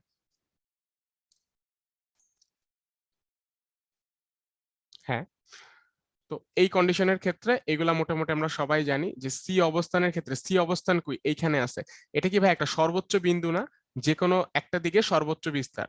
তো যত বেশি তুমি এই দিকে আসতে থাকবা, সাম্য অবস্থান থেকে যত বেশি এই দিকে আসতে থাকো, তত বেশি কি আমার ফোর্স বাড়ে, তাই না, তত বেশি ফোর্স বাড়ে। আর যত বেশি আমার ফোর্স বাড়ে তত বেশি আমার কি বাড়ে, তত বেশি আমরা জানি এফ সমান সমান এম এ, তত বেশি আমার ত্বরণ বাড়ে। তার মানে যতই আমি এই দিক বরাবর যেতে থাকবো আমার ত্বরণটা হবে সর্বোচ্চ, এবং বিভব শক্তি শূন্য হবে না, সর্বোচ্চটা হয়, বেগ সর্বোচ্চ হয় না, বেগ সর্বোচ্চ মাঝখানে হয়, আর কার্যকরী বল শূন্য হয় না, কার্যকরী বল তো বাড়তেই থাকে, তাই না, কারণ যেই দিক বরাবর ববটাকে আমি নিয়ে যাবো, আমি ওই দিক বরাবর ফোর্স দিচ্ছি, ত্বরণটাও তত বাড়তেছে। তাহলে সি অবস্থানে আমার সর্বোচ্চ বিন্দুতে আমার কি সর্বোচ্চ, ত্বরণ সর্বোচ্চ। ওকে, দোলকটি এ অবস্থানের জন্য প্রযোজ্য, এটা সাম্য অবস্থা, সাম্য অবস্থায় কি দেখি তো, গতিশক্তি সর্বোচ্চ, হ্যাঁ সত্যি কথা, ভি ম্যাক্স, বেগ সর্বোচ্চ, হ্যাঁ অবশ্যই সত্যি কথা, বিভব শক্তি সর্বনিম্ন, এটাও সত্যি কথা, মানে বিভব শক্তি হচ্ছে এই ক্ষেত্রে 0, তার মানে সর্বনিম্ন। তাহলে অ্যান্সার কত, অ্যান্সার হবে ঘ 1 2 3। এগুলো আমরা সবাই জানি। চলো সামনের দিকে যাই, কারণ আমরা আদর্শ গ্যাসে যাব এবং গিয়ে একটা সিকিউর মধ্যে চলে আসবো। তো আমরা দেখি যে কোয়েশ্চেনটা আমাদের কি বলছে। ক নাম্বার কোয়েশ্চেনটা কি, ক নাম্বার কোয়েশ্চেন হচ্ছে স্বাধীনতার মাত্রা কি। আমরা যদি গ্যাসের ক্ষেত্রে চিন্তা করি, গ্যাসের ক্ষেত্রে অনেকগুলা গ্যাসের কোণা থাকে, তাই না ভাইয়া, এই গ্যাসের কোণাগুলার বিভিন্ন ধরনের গতি থাকে, সরল রৈখিক গতি, ঘূর্ণ গতি, আবর্ত গতি, কম্পন গতি, অনেক ধরনের গতি থাকে। তো কোনো একটা গ্যাসের গতিসমূহ বা কোনো একটা গ্যাসের গতি বা কোনো একটা গ্যাসের কোণাসমূহের গতি সঠিকভাবে বোঝার জন্য যতগুলো স্বাধীন রাশির দরকার হয় বা যতগুলো স্বাধীন মাত্রার দরকার হয়, সেটাকেই আমরা বলি স্বাধীনতার মাত্রা। ঠিক আছে, এটা একটা গেল। এবার খতে আসি, বর্ষাকাল অপেক্ষা শীতকালে কাপড় অতি দ্রুত শুকায় কেন। ঠিক আছে, বর্ষাকাল অপেক্ষা শীতকালে কাপড় দ্রুত শুকায় কেন। এখন আমরা বুঝতে হবে যে কাপড় দ্রুত শুকাবে নাকি আস্তে শুকাবে, এটা কিসের উপর নির্ভর করে, এটা নির্ভর করে, এখানে সাপোজ আমি একটা জায়গা সিলেক্ট করলাম, এখানে বায়ু আছে, লালগুলা হচ্ছে বায়ুর কোণা, লালগুলা হচ্ছে ভাইয়া বায়ুর কোণা। তো কোন একটা নির্দিষ্ট জায়গায় যদি বায়ু থাকে, এরা যদি কাপড় থেকে পানিগুলা শুষে নিতে পারে তাইলে কাপড়টা দ্রুত শুকাবে। এখন বর্ষাকালে তো আবহাওয়াটা স্যাঁতস্যাঁতে থাকে, ফলে বায়ুগুলার মধ্যে জলীয় বাষ্পের কণা এমনিতেই বেশি থাকে, আপেক্ষিক আর্দ্রতা কি এমনিতেই বায়ুতে বেশি থাকে, যার ফলে বায়ুটা খুব একটা বেশি পানি টানে না। বাট শীতকালে দেখা যায় যে বায়ুর মধ্যে, বায়ুর কোণাগুলোর মধ্যে জলীয় বাষ্পের কোণা সেই রকম থাকে না, ফলে সে কাপড়গুলো থেকে পানিটা বেশি টানতে পারে, কারণ আপেক্ষিক আর্দ্রতা কম থাকে, এর জন্য শীতকালে কাপড়টা দ্রুত শুকায়। ওকে ফাইন, এবার আমরা গতে চলে আসি। তো গতে আসার আগে আমরা একটু উদ্দীপকটা পড়ি কি বলছে। আবির একটি গোলাকার বেলুনকে ফুলানোর জন্য হিলিয়াম গ্যাস দ্বারা পূর্ণ করে, উদ্দীপকটা একটু গুরুত্ব দিয়ে পড়বো কারণ ইম্পর্টেন্ট, পূর্ণ করে এত আয়তনের এবং এত চাপের একটি সিলিন্ডারের সাথে যুক্ত করলো। সিলিন্ডারের চাপ কমে গেলে গ্যাসের প্রবাহ বন্ধ করলো। তো বেলুনের সর্বোচ্চ ব্যাস বলে দিয়েছে 32 সেন্টিমিটার এবং সম্পূর্ণ ব্যবস্থা 25 ডিগ্রি তাপমাত্রায় স্থির রাখা হলো। ওকে ফাইন, এখন আমাদের কোয়েশ্চেনটা কি করছে, আমাদের কোয়েশ্চেনটা বলছে যে সিলিন্ডার হতে বেলুনে গ্যাসের পরিমাণ নির্ণয় করো, মানে সিলিন্ডার হতে বেলুনে কি পরিমাণ গ্যাস গেছে সেটা আমাদের কি করতে বলছে, সেটা আমাদের বের করতে বলছে। ওকে, তাহলে আমরা এটা একটু পরবর্তী পেজের মধ্যে চলে যাই, এখানে গিয়ে আমরা গটা একটু করে ফেলি, এখানে আমরা গটা হচ্ছে করে ফেলি। তো এখানে আমাদের সিলিন্ডারটা ছিল, হ্যাঁ এখানে আমাদের সিলিন্ডারটা ছিল, এখানে সিলিন্ডারটা আছে মনে করি। তো সিলিন্ডারের মধ্যে এটা হচ্ছে সিলিন্ডার, যখন বেলুন আমি ভরি নাই, গ্যাস নেই নেই সেই অবস্থা, আর এটা হচ্ছে ধরলাম সিলিন্ডারের যে গ্যাসটা নেওয়ার পরের অবস্থা, দুইটা আঁকলাম। ওকে, এটা হচ্ছে গ্যাস নেওয়ার পরের অবস্থা আর কি সিলিন্ডারের মধ্যে, সিলিন্ডারটা বাঁকা হয়নি আর কি, আমার আঁকা অনুযায়ী একটু বেঁকে গেছে। এখন আমরা বিভিন্ন জিনিসের ভ্যালুগুলো দিয়ে নিই, আমি ধরে নিব সিলিন্ডারের মধ্যে সাপোজ হিলিয়াম গ্যাস তো বলেই দিছে হিলিয়াম গ্যাসই ছিল, তো বেলুন ফুলানোর আগে এখান থেকে সাপোজ গিয়ে এই যে একটা বেলুন তোমার মনে করো ফুলাইছে, এখানে একটা বেলুন বেলুন মনে করো যে ফুলাইছে আর কি, ঠিক আছে, এটা মনে করো বেলুনটাকে সে এখান থেকে ফুলাইছে। তো সিলিন্ডারটা বেলুন ফুলানোর আগে তার মধ্যে যে আয়তন ছিল, সিলিন্ডার তো আর ছোট বড় হয় না, আয়তন সেমই আছে। যে টেম্পারেচার ছিল, টেম্পারেচার তো আর আমি বাড়াই কমাই নাই, টেম্পারেচারটাও কি আছে ভাইয়া, টেম্পারেচারটাও সেম আছে। আমি ধরে নিচ্ছি জিনিসটা আমি কনস্ট্যান্ট টেম্পারেচারে করছি। তো চাপ ছিল P2 ধরে নিলাম, যেটা কিন্তু চেঞ্জ হয়ে গেছে, চেঞ্জ হয়ে কত হয়ে গেছে, P1 কমে গেছে, কারণ গ্যাসের কণাগুলো বের হয়ে গেছে, প্রেসার একটু কমে গেছে। এবং যেই পরিমাণ হিলিয়াম গ্যাস ছিল তাদের মোল সংখ্যা ছিল ধরলাম N2, এবং এখন যেহেতু কিছু বের হয়ে গেছে, কমে গেছে, বেলুনের মধ্যে থেকে কিছু সে দিয়ে দিছে, এখন মোল সংখ্যা হয়ে গেছে কত, ধরে নিলাম আমি N1। তাহলে এটা হচ্ছে আমার এই পাশে সিলিন্ডারটা হচ্ছে যেটা হাতের বাম পাশে আছে, সেটা হচ্ছে ওই তোমার গ্যাস বের হওয়ার আগের অবস্থা। আর এই ডান পাশেরটা হচ্ছে যে বেলুন অ্যাড করাই আছে, এটা হচ্ছে ওই বেলুনটাকে ফুলানোর পরের অবস্থা। ওকে, তো আমরা জানি যে কলমটা চুজ করে নিই, পিভি সমান সমান এনআরটি, এটা আমরা আদর্শ গ্যাসের সমীকরণ থেকে দেখছি। পিভি সমান সমান এনআরটি, যেখানে এন হচ্ছে মোল সংখ্যা, পি হচ্ছে চাপ, ভি হচ্ছে আমাদের আয়তন। এনটা কি, এনটা কিন্তু ভাই আমাদের মোল সংখ্যা, ঠিক আছে। তো এই ক্ষেত্রে আমার হাতে যে বাম পাশে আছে, বাম পাশের কন্ডিশনের জন্য আমি এটা লিখতে পারি P2 ভি N2 RT, কারণ এই VRT এরা কিন্তু চেঞ্জ হয় না, আর হচ্ছে মোলার গ্যাস ধ্রুবক। তো এখান থেকে আমরা যদি P2 টাকে লিখতে চাই, কি লিখতে পারি, এখানে লিখলাম N2, RT এর নিচে কি দিয়ে দিলাম, ভি, এটাকে দিলাম সমীকরণ আমরা কত, 1। তাহলে আমি কিন্তু এটা হচ্ছে কি এটার সমীকরণ লিখলাম। এখন এটার জন্য কিন্তু আমি একটা সমীকরণ লিখে ফেলতে পারি ডাইরেক্ট, কিভাবে, যে P1 সমান সমান N1 RT ডিভাইডেড বাই কত, ভি। এটার জন্য সমীকরণ আমরা কত পাচ্ছি, সমীকরণ আমরা পেয়ে যাচ্ছি ভাইয়া 2। তাই যদি হয়, এখন একটা কাজ করি, এখন আমরা একটা থেকে আরেকটা বিয়োগ করি, একটা থেকে একটা বিয়োগ করি, ঠিক আছে। তা আমরা 1 বিয়োগ করলাম কত ভাইয়া, 1 বিয়োগ করলাম হচ্ছে 2। তাই যদি করি তাহলে কি হবে, P2 মাইনাস P1 সমান সমান কত হবে, N2 মাইনাস N1। এখানে থাকে আমাদের RT আর হচ্ছে V, এটা আমাদের কি কমন, তাই না। এই জিনিসটা হচ্ছে আমাদের common। আপনি এখানে ব্র্যাকেটটা দেই এবং ওইটা মুছে দেই, তাহলে হচ্ছে এই, একটু মুছে দিলাম আমরা, এই। ওকে, তো এখন এখানে আমি ভুলটা কোথায়, মানে আমরা ভুলটা কোথায় করব, দেখো এই জায়গায় কি আছে, আমার চাপের পরিবর্তন, আর এখানে কি আছে, আমার মোল সংখ্যার পরিবর্তন। তো ভাইয়া মোল সংখ্যার পরিবর্তন যা, এটার মধ্যে তো তাই আছে, তাই না। মনে করো এখানে মোল ছিল 10, এখানে মোল আছে এখন 8, তাহলে ওর পেটের মধ্যে কতটুকু আছে, ওই বাকি 2 আছে। তাহলে এখানে মোল সংখ্যার পরিবর্তন যা হবে, এখানে কিন্তু ঠিক ততটুকুই থাকবে, তাই না। এখানে কিন্তু ওই হিলিয়াম গ্যাসের ততটুক মোলই কিন্তু থাকবে, এটা আমরা বুঝতেই পারতেছি যে এই বেলুনের পেটের মধ্যে কতটুক থাকবে, বেলুনের ভিতরে থাকবে মোল সংখ্যার পরিবর্তন, যতটুকু মোল পরিবর্তন হবে এই পেটের মধ্যে কিন্তু ততটুকুই থাকবে, এটা বুঝলাম। এখন আমরা আছি চাপের পরিবর্তন, চাপের পরিবর্তনটা কত বলতো, একটু আমরা এখন উদ্দীপকের মধ্যে যাই এবং একটা কথা একটু খেয়াল করে আমরা বোঝার চেষ্টা করি। এখানে কি বলছে দেখাতো, সিলিন্ডারের চাপ এত প্যাসকেল কমে গেল, ঠিক আছে। সিলিন্ডারের চাপ কত প্যাসকেল কমে গেল ভাইয়া, এত প্যাসকেল কমে গেল। এখানে কিন্তু বলে নাই যে সিলিন্ডারের চাপ এই 1.1 ইন্টু 10⁵ প্যাসকেল হয়েছে। প্যাসকেল যেই কথা, নিউটন পার মিটার স্কয়ার কিন্তু সেম কথা, এগুলো হচ্ছে এসআই একক। ওকে, তার মানে কি ওরা কিন্তু এটা অ্যাকচুয়ালি পরিবর্তন বলে দিছে। তার মানে এই যে এখানে বলছে যে 1.1 ইন্টু 10⁵, এইটা অ্যাকচুয়ালি ভাইয়া এই চাপের পরিবর্তনটা বলছে, মানে P2 মাইনাস P1 এর ভ্যালু কিন্তু এটা বলে দিছে। তাহলে P2 মাইনাস P1 চাপের পরিবর্তনটা কত, 1.1 ইন্টু 10⁵। তো চলো সেটা আমরা লিখে ফেলি। চাপের পরিবর্তন কত, 1.1 ইন্টু কত, 10⁵। আর মূল সংখ্যার পরিবর্তনকে সাপোজ আমরা ডেল্টা এন দ্বারা প্রকাশ করলাম, আর ইন্টু এবার আর এর আর ভিটি এগুলো ওই পাশে দিয়ে দিব, যেহেতু সেহেতু এবার সেইভাবে আমরা রাখলাম। এখন ডেল্টা এন সমান সমান 1.1 ইন্টু 10⁵, ভিটারে আমরা উপরে দিয়ে দিব, আরটাকে নিচে দিব, টিটাকেও নিচে দিব। এখন আসলে ভ্যালুগুলো আমরা বসায় ফেলি। 1.1 10⁵, ভি এর ভ্যালু, আয়তন কত ছিল আমাদের, আয়তনটা কত দেওয়া ছিল, আয়তনটা দেওয়া ছিল ভাইয়া এই 10⁻²। আয়তনটা দেওয়া ছিল এই যে 10⁻² মিটার কিউব। এসআই এককেই আছে, এর জন্য আমাদের আর কনভার্ট করার দরকার হবে না, ঠিক আছে। আর টেম্পারেচার কত ছিল, টেম্পারেচার বলে নাই, ও 25°C বলেছে। তাহলে 25°C কিসে নিতে হবে, কেলভিনে, তাই না? তো কেলভিনে নিলে কত হবে বলো তো ভাইয়া, 298 কেলভিন।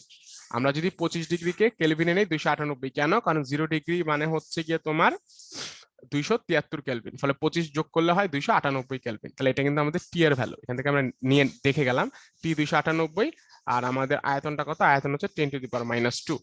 তাহলে চলো সেগুলা নিয়ে আমরা এখানে বসাই।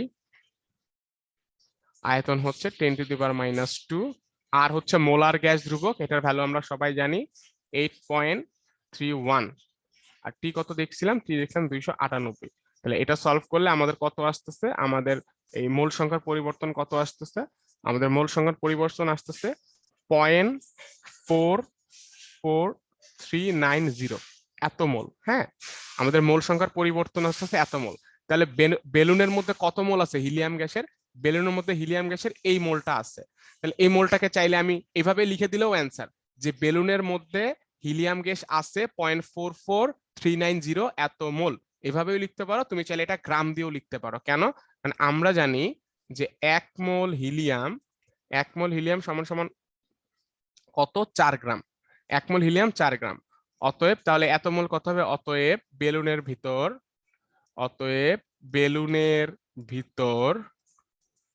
বেলুনের ভিতর হিলিয়াম গ্যাসের পরিমাণ সমান সমান 4 ইন্টু, যেহেতু 1 মোল 4 মোল, 4 ইন্টু কত, এই যে এই জিনিসটা যেটা আমরা পাইছি 0.44390।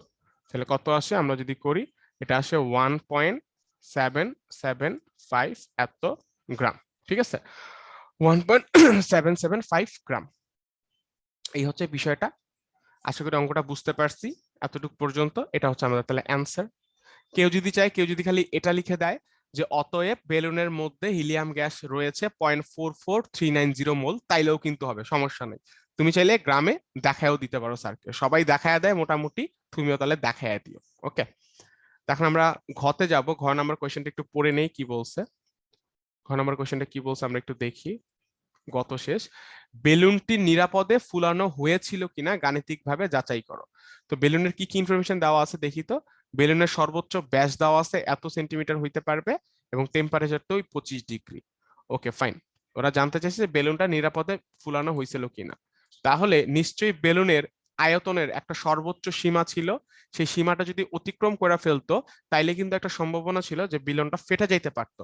তো আমাকে প্রথমে বের করতে হবে যে বেলুনটাকে সর্বোচ্চ কতটুক ফুলানো যাইত, মানে বেলুনের আয়তনটা সর্বোচ্চ কতটুক হইতে পারতো সেটা আমি বের করি। তো সেটা আমরা কিভাবে বের করতে পারি, যে আমরা জানি যে বেলুনের আয়তনের সূত্র কি। বেলুনের আয়তনের সূত্র হচ্ছে, একটা বেলুন এমন যদি হয়, ধরে নিলাম হিসাবের জন্য বেলুনটা গোলাকার। হ্যাঁ, ধরে নিলাম এটা হচ্ছে গোলাকার, এটা দড়ি দিয়ে বাঁধা আছে, এটা হচ্ছে মনে করো সেই বেলুনটা দেখতে কি গোলাকারের মতোই লাগতেছে, ওই যে ঠোঁটের অংশটা এটা আমরা বাদ দিলাম। তাই বেলুনের জন্য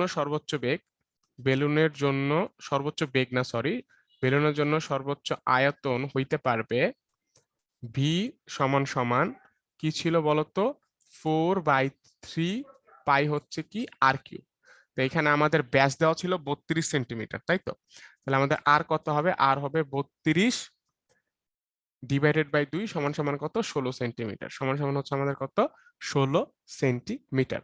ওকে, এখন যদি আমরা ভ্যালুগুলা বসাই দেখি তো, 4/3 ইন্টু 3.14, আর কত, আর হচ্ছে ওই যে 16 সেন্টিমিটার। আমরা চাইলে এটাকে এখান থেকেই মিটারে নিয়েই করতে পারি। ঠিক আছে, আমি যদি মিটারে নিয়ে করি, সেন্টিমিটার থেকে মিটারে গেলে কত হয়, 0.16 মিটার, তাই না? 100 দ্বারা ভাগ করলে হয় 0.16 মিটার। মিটার কিউব করলে আমাদের চূড়ান্ত অ্যান্সার কত আসতেছে, যে বেলুন সর্বোচ্চ আয়তন কত হতে পারবে, বেলুনের সর্বোচ্চ আয়তন হতে পারবে এত মিটার কিউব। ঠিক আছে, 0.011578 মিটার। ওই লেখাগুলো একটু দূরে সরে গেছে, এটাকে আমি একটু কাছাকাছি এনে দিচ্ছি। কত আসছে, 0.0171578।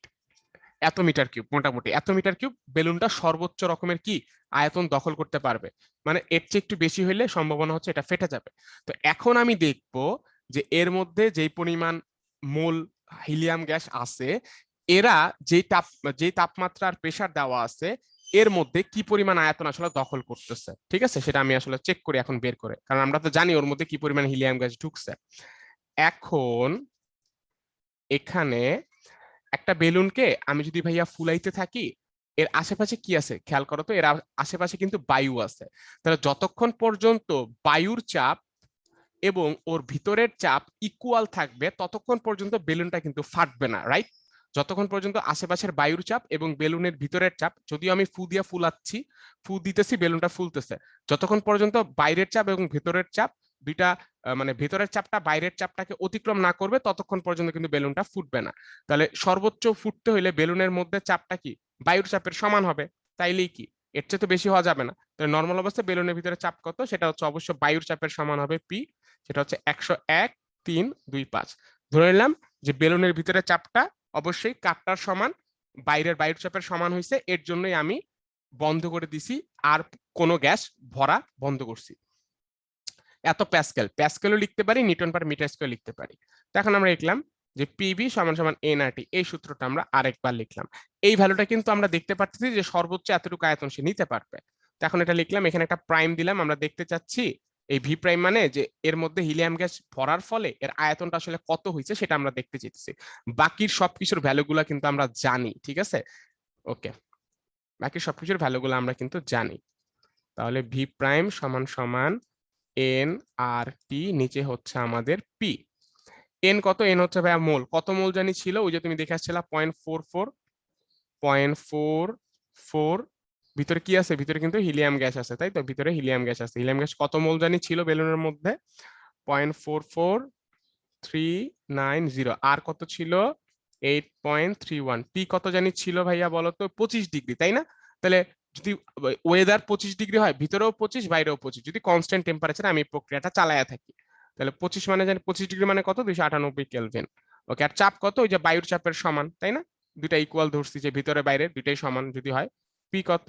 101.325। ওকে, তাহলে আমরা দেখি যে আমাদের আয়তনটা সর্বোচ্চ কত হইতে পারছে। আমি কিন্তু চাপটা পি এর ভ্যালুটা এটার থেকে বেশি কোনোদিনও ধরতে পারবো না, এটা মনে রাখবা। যে যাদের ভাবতেছো চাপটা এত কেন ধরলাম, বায়ু চাপে নর্মাল ভাবে বায়ুর চাপ যেটা থাকে তার থেকে বেশি আমি ধরবো না, কারণ তার থেকে বেশি ধরলে অঙ্কটা অ্যাপ্রোপ্রিয়েট হবে না। কারণ বায়ুর চাপের থেকে যদি ভিতরে চাপটা বেশি হয় বেলুন তো আগেই ফাইটা যাবে, ঠিক আছে? সো অবশ্যই আমার চাপের সর্বোচ্চ মাত্রা হচ্ছে এইটা, এর জন্য এটাই আমি বসায় চেক করতেছি। এখন দেখি তো আমাদের আয়তনটা কত আসে। আমাদের আয়তনটা আসে ভাইয়া তাহলে ওই অবস্থায় 0.01085 মিটার কিউব। তার মানে ওর সর্বোচ্চ রেঞ্জ ছিল কত? এত। কিন্তু এখন যেই পরিমাণ আমি গ্যাস ভরছি সেই অনুপাতে কত আছে? সেই অনুপাতে আছে হচ্ছে 0.01085 মিটার কিউব, তার মানে কম। অতএব বেলুনটি নিরাপদে ফেলানো যাবে, ঠিক আছে? যেহেতু ভি প্রাইমটা ভি এর চেয়ে ছোট, তাই না? যেহেতু ভি প্রাইমটা ভি এর চেয়ে ছোট মানে সর্বোচ্চ যতটুকু হতে পারবে তার থেকে ছোট, তার মানে আমি বলতে পারি অতএব নিরাপদে ফোলানো যাবে। অতএব নিরাপদে ফোলানো হয়েছিল, নিরাপদে ফোলানো হয়েছিল, ফোলানো হয়েছিল। একটা জিনিস খেয়াল করো ভাইয়া, এখানে আমার ভি প্রাইমটা কিন্তু আমার মোল সংখ্যার সমানুপাতিক। তাহলে তুমি যদি সিলিন্ডার থেকে ইচ্ছা মতো হিলিয়াম গ্যাস দিতে থাকতা, ইচ্ছা মতো এর মধ্যে হিলিয়াম গ্যাস ভরতে থাকতা, আয়তনটা বাড়তে থাকতো। তো বাড়তে বাড়তে এমন একটা হইতো যে 0.01715, এই যে সর্বোচ্চ সীমা, এটাকে অতিক্রম করতো, তখন সম্ভাবনা থাকতো সে অবশ্যই কি ভাইয়া ফেটে যাইতো, ঠিক আছে? তখন সে অবশ্যই ফেটে যাইতো। ওকে, তার মানে বেলুনটা নিরাপদে ফোলানো হয়েছিল। এখন আমরা সামনের দিকে যাচ্ছি, আমরা কিছু অবজেক্টিভ একটু দেখে ফেলি। কি বলেছে? নিচের কোন তাপমাত্রা পৌঁছাবার পূর্বেই যে কোনো গ্যাস তরলে পরিণত হবে? সেটা আমরা জানি পরম শূন্য তাপমাত্রা হবে। তো পরম শূন্য তাপমাত্রা হচ্ছে আমাদের কত কেলভিন? 0 কেলভিন। আর 0 কেলভিন বলা যেই কথা, -273 ডিগ্রি সেলসিয়াস বলা কি সেম কথা। এটার অ্যান্সার শেষ। স্থির চাপে গ্যাসের আয়তন বনাম তাপমাত্রার লেখচিত্র কেমন হবে? আমরা জানি ভি সমানুপাতিক টি, তাহলে লেখচিত্র কেমন হবে বলতো? সরল রেখা হবে, খ। এটাও আমরা জানি। স্থির চাপে 27 ডিগ্রি তাপমাত্রায় কোনো আদর্শ গ্যাসের আয়তন হচ্ছে এত, তাহলে 127 ডিগ্রি তাপমাত্রায় গ্যাসের আয়তন কত হবে? তো এটা আমরা এরকম চার্লসের সূত্র তো আমরা সবাই জানি, যেহেতু তোমার এখানে চাপের কোনো পরিবর্তন হয় নাই, কনস্ট্যান্ট, এটার মধ্যে জাস্ট ভ্যালুগুলো বসাই দিবা। অবশ্যই যেটা করবা, এই ডিগ্রিকে কেলভিনে নিতে হবে, যদি না নাও তাহলে অঙ্কটা ভুল হবে। ডিগ্রিকে অবশ্যই কেলভিনে নিছে, দেখছো? তাহলে 27 হয়ে গেছে 300, 127 হচ্ছে 400, হিসাব করে কত হয়েছে 2.76। অবশ্যই ভুলটা করবা না, এটাকে কিসে নিতে হবে? কেলভিন এককে নিতে হবে। এই ভুলগুলো করি দেখে আমরা অঙ্কে ভুল করি। ওকে, এটা শেষ। এখন আমরা এখানে একটু আসি। আপেক্ষিক আর্দ্রতা কত হলে শিশিরাঙ্ক বায়ুর তাপমাত্রার সমান হবে? অ্যান্সার হচ্ছে আমাদের 100%। কেন? কারণ আমরা জানি যে আপেক্ষিক আর্দ্রতা, ঠিক আছে, উপরে হচ্ছে কি থাকে, উপরে থাকে আমাদের শিশিরাঙ্কেরটা, নিচে থাকে হচ্ছে বায়ুর তাপমাত্রায়। এটা তো একটা পার্সেন্টেজের মান, তাহলে আপেক্ষিক আর্দ্রতা যখন 100% হবে, উপরে থাকলো সি, নিচে থাকলো হচ্ছে বা। 100% মানে কি? 100/100, 100/100 কাটাকাটি করলে কত হয়? 1। সেই ক্ষেত্রে শিশিরাঙ্কেরটা যা, বায়ুর তাপমাত্রাটা তা। তাহলে অ্যান্সার কত হবে? অ্যান্সার হবে হচ্ছে 100%। কেন? কারণ 100% মানেই 100/100, কাটাকাটি করলে 1, এই পাশ ওই পাশ ভাগ অবস্থায় আছে, দুই পাশ ইকুয়াল হয়ে যায়। ঠিক আছে, এটা একটু মনে রাখবা কিন্তু, কারণ এটা পরীক্ষায় আসলে ম্যাক্সিমাম ভুল করবা, আমি জানি, এটা মনে রাখবা। ওকে, এটা একটা ইন্টারেস্টিং জিনিস, তাও অনেকে পারবা। একটি বুদবুদ হ্রদের তলদেশ থেকে ওপর পৃষ্ঠে উঠে আসায় এর আয়তন 8 গুণ হয়। বায়ুমণ্ডলের চাপ 8 মিটার উচ্চতায় পানি স্তম্ভের সমান হলে হ্রদের গভীরতা কত? ওকে ফাইন, আমরা আসলে হ্রদটা আঁকি। এটা হচ্ছে আমাদের সেই ধরলাম যে হ্রদ কুয়ার মতো হয়ে গেছে, ধরলাম এটা হ্রদ আর কি। তো আমরা বুদবুদটা এঁকে ফেলি। একটা বুদবুদ এখানে ছিল, যখন তার আয়তন ছিল ভি, ঠিক আছে, উপর দিক সব কিন্তু পানি, এটা পুরাটা ভর্তি আর কি পানি, এটা পুরাটা ভর্তি পানি। তো বুদবুদটা যখন উপরিতলে উঠে গেছে, তার আয়তনটা কত হয়েছে? 8 গুণ, তাই না? তাহলে আয়তনটা হয়ে গেছে 8 ভি। ফাইন, তো ধরে নিলাম আমি হ্রদের তলদেশ এবং মাথার মধ্যে যে টেম্পারেচারের পার্থক্য সেটা খুবই নগণ্য, তার মানে কি ধরে নিলাম সেম টেম্পারেচারেই আছে। তাহলে যখন হ্রদের তলদেশে ছিল বুদবুদটা, তখন তার মধ্যে কি কাজ করছে? তার মধ্যে কিন্তু দুইটা জিনিস একসাথে কাজ করছে। একটা হচ্ছে কি ভাইয়া? বায়ুর চাপ, আর একটা হচ্ছে পানিজনিত চাপ। তো আমি ধরে নিলাম যখন হ্রদের তলদেশে ছিল চাপটা সে ফিল করছে P2, আর যখন একদম উপরে চলে আসে চাপ সে ফিল করছে P1। এখন ওরা কি বলছে? বায়ুমণ্ডলের চাপটা মিটার উচ্চতার পানির স্তম্ভের সমান। এই কথার মানে কি বলতো? এই কথার মানে হচ্ছে আমি যদি বায়ুমণ্ডলের চাপটাকে ভাইয়া, মানে বায়ুর চাপটাকে যদি P1 ধরি, এটা কি হবে? এইচ রো জি, এটা কিন্তু হবে, তাই না? এইচ রো জি। আর P2 যেটা হ্রদের তলদেশে আছে, এখানে তো দুইটা চাপ একসাথে কাজ করে। একটা হচ্ছে ভাইয়া এই যে যতটুকু উচ্চতা আছে না, ধরলাম হ্রদের উচ্চতা হচ্ছে এইচ, এতটুকু উচ্চতার জন্য বা এতটুকু গভীরতার জন্য চাপ, যোগ হচ্ছে গিয়ে তোমার বায়ুমণ্ডলের চাপ। কারণ বুদবুদ যখন একদম হ্রদের তলদেশে থাকে, পানির চাপও প্রায়, আবার পুরা বায়ুমণ্ডল তো পৃথিবীকেও একটা প্রেসার দিচ্ছে। ফলে যখন হ্রদের তলদেশে আছে, এই গভীরতার জন্য চাপ ফিল করতেছে, পাশাপাশি বায়ুর জন্য চাপকে সে ফিল করতেছে। তাহলে পিটি কত হবে? পিটি হবে এই বায়ুমণ্ডলের চাপ যোগ হচ্ছে এই উচ্চতার জন্য চাপ। তাহলে এই উচ্চতার জন্য চাপ কত হবে? এইচ রো জি। আমরা তো জানি যে যে কোনো তরলের এইচ গভীরতায় চাপের মানটা আমরা এইভাবেই বের করি, এইচ রো জি। এখন আমরা কি করব? বয়েলের সূত্র ইউজ করব। বয়েলের সূত্র কি ছিল? P1V1 সমান সমান কি? P2V2। কেন বয়েলের সূত্র ইউজ করলাম? কারণ এখানে টেম্পারেচারটা যেহেতু কনস্ট্যান্ট আমরা ধরে নিছি, কারণ টেম্পারেচার কোনো কথা বলে নাই, আমরা ধরে নিছি এটা কনস্ট্যান্ট। এটা বসায় ফেললাম, আসো। তো P1 এর জায়গায় কত রাখবো? P1 এর জায়গায় আমরা লিখবো এইচ রো জি, লিখলাম, আসো, এইচ রো জি। V1 কত? V1 হচ্ছে আমাদের এই যে উপরেরটা ধরলাম, তাহলে 8V, 8V সমান সমান P2 কত? P2 হচ্ছে হ্রদের তলদেশে, হ্রদের তলদেশে আমার চাপ কত? এইটা। তো এটা আমরা লিখে ফেললাম যে P1 যোগ এইচ রো জি। আর হ্রদের তলদেশে আয়তন কত? হ্রদের তলদেশে আয়তন হচ্ছে ভাইয়া শুধু ভি, এই ভি কাটা। ওকে ফাইন, তাহলে এইচ রো জি সমান সমান P1 কত? P1 মানে এই যে আবারও বড় হাতের এইচ রো জি, বড় হাতের এইচ রো জি, প্লাস হচ্ছে এইচ রো জি। এখানে একটা 8 ছিল, তাহলে এটার আগে আমি অবশ্যই 8টা দিয়ে দিব, যে 8টা ছিল না, 8 রো জি। এখন তুমি দেখো সব জায়গা থেকে 8 রো জি কমন যায়, 8 রো জি, 8 রো জি না, রোজি রোজি রোজি কাটলাম। তাহলে এইচ কত হবে? এই বড় এইচ ওই পারে দাও, তাহলে 8H মাইনাস হচ্ছে এইচ কত হবে বলো তো? 7H। কত হবে? 7H। এটা খুব চমৎকার একটা ম্যাথ ছিল, আশা করি ম্যাথটা বুঝতে পারছি, খুবই ইজি একটা ম্যাথ। হ্যাঁ, জাস্ট বয়েলের সূত্র ইউজ করে এরকম করে আমরা করে ফেলতে পারবো। এখন হচ্ছে আমরা একটা ব্রেকের মধ্যে যাচ্ছি, ঠিক আছে? এখন বাজে কয়টা? এখন বাজে হচ্ছে 9টা 9। আমরা ঠিক 9টা 14 থেকে ক্লাস শুরু করব। 9টা 14 থেকে আমরা ক্লাস আবার স্টার্ট করব।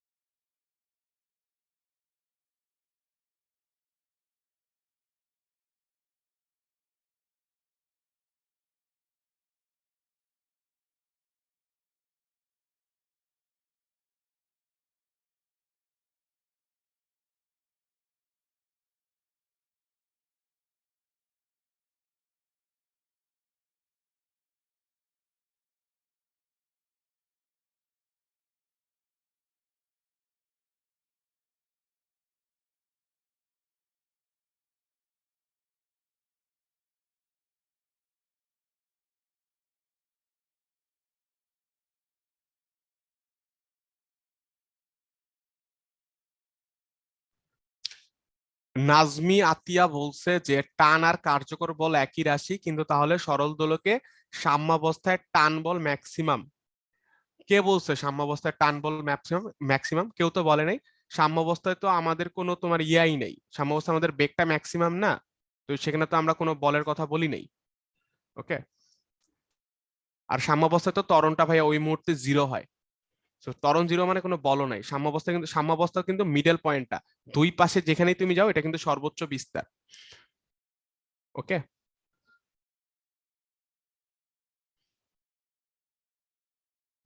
200 কেলভিন টেম্পারেচারে এয়ার প্রেসার কি 100 কিলো প্যাসকেল হবে কিনা? না, আমরা নর্মাল ভাবে যে এসআই একক ইউজ করি তো কিলো প্যাসকেলটা আমরা নিব না। নর্মাল ভাবে বায়ুর চাপ কত? নর্মাল ভাবে বায়ুর চাপ হচ্ছে 101.325 এত প্যাসকেল অথবা নিউটন পার মিটার স্কোয়ার, ঠিক আছে? আর যদি তোমার ইয়ে এককে বলি, কি একক বলে?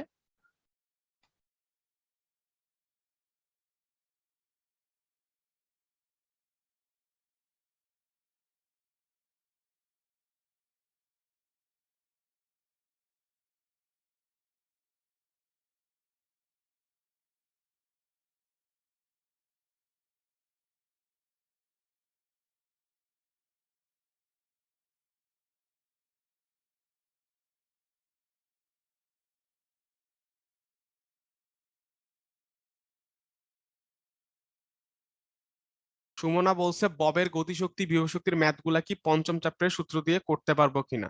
আমি বুঝছি তুমি ওই যে কাজ ক্ষমতার যেই ওই হাফ কে এক্স স্কোয়ার এটা দেখে বলতেছো, হ্যাঁ করতে পারবা ভাইয়া, কোনো সমস্যা নেই।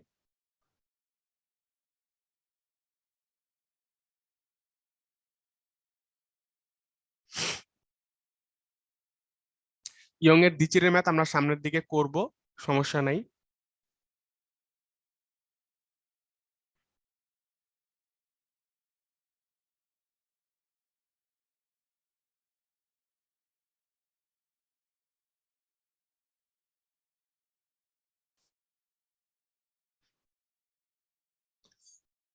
একটা অঙ্ক অনেক ভাবে করা যায় আলভি, তুমি যে সূত্র লিখছো ওটা দিয়ে যদি তুমি করতে পারো, অ্যান্সার যদি সেম আসে কোনো সমস্যা নাই ভাই, করো, ঠিক আছে?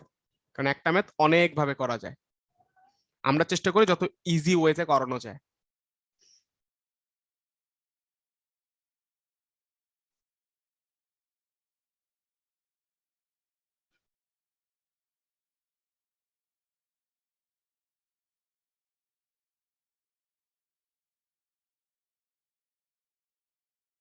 আমাদের টাইম শেষ, এখন আমরা হচ্ছে শুরু করে দিব আবার। ওকে ফাইন,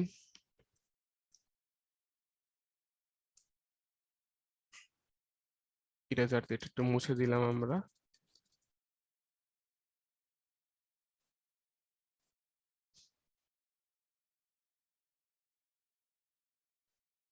হ্যাঁ, সুসংগত উৎস কি? সুসংগত উৎস হচ্ছে একই তরঙ্গ দৈর্ঘ্যের এবং একই সেন্টার থেকে বা একই পয়েন্ট থেকে উৎপন্ন দুইটা তরঙ্গ যদি একটা নির্দিষ্ট দশা পার্থক্যে নির্গত হয় এবং এই দশা পার্থক্য যদি সময়ের সাথে অলওয়েজ বজায় থাকে, তাহলে ওই উৎসগুলাকে সুসংগত উৎস বলা হয়। যেমন ইয়ং এর দ্বিচির পরীক্ষা আমরা যে দ্বিচির এঁকেছিলাম, ওই যে দুইটা দ্বিচির ছিল, এরা কিন্তু ভাইয়া সুসংগত উৎস। এরা কি সুসংগত উৎস কেন? কারণ আলোক রশ্মি এদের মধ্যে গেছিল, গিয়ে এখানে কিন্তু ডিভাইড হয়েছিল, তাই না? একটা নির্দিষ্ট দশা পার্থক্য কিন্তু ছিল। তাহলে এই ক্ষেত্রে দ্বিচিরটা হচ্ছে আমাদের কি? সুসংগত উৎস। ওকে, পয়েন্টিং ভেক্টর বলতে কি বোঝায়? পয়েন্টিং ভেক্টর বলতে যে এস ভেক্টরটা সেটাকে বোঝায়। এটার সংজ্ঞাটা ছিল কোন একটা একক ক্ষেত্রফলের মধ্য দিয়ে যে পরিমাণ তরঙ্গ শক্তি প্রভাবিত হয় বা প্রবাহিত হয় সেটাকে আমরা বলেছিলাম পয়েন্টিং ভেক্টর। কোয়েশ্চেন ব্যাংকে আছে, আমরা দেখে নিব। আর আমি তো সংজ্ঞাটা বলেই দিলাম। তো চলো এবার আমরা একটু ম্যাথে চলে যাই। ইয়ং এর দ্বিচির পরীক্ষায় দুটি চিরের মধ্যবর্তী দূরত্ব দেওয়া আছে এত, যেটাকে আমরা কি দ্বারা জানি প্রকাশ করি? দুটি চিরের মধ্যবর্তী দূরত্বকে আমি যেভাবে প্রকাশ করতেছি সেইভাবে দেখে যাও, আর তুমি যদি অন্য কোনো সিম্বল দিয়ে চিহ্নিত করে থাকো যেইভাবে তোমার মনে থাকে, ওইটা দিয়ে তুমি মনে রাখো, কোনো সমস্যা নেই। আমরা মানে আমি বেসিক্যালি দুইটা চিরের মধ্যবর্তী দূরত্বটাকে 2a দ্বারা প্রকাশ করি। এইভাবে আমি মনে রাখি যে দুইটা চিরের মধ্যবর্তী দূরত্ব হচ্ছে 2a। Okay fine.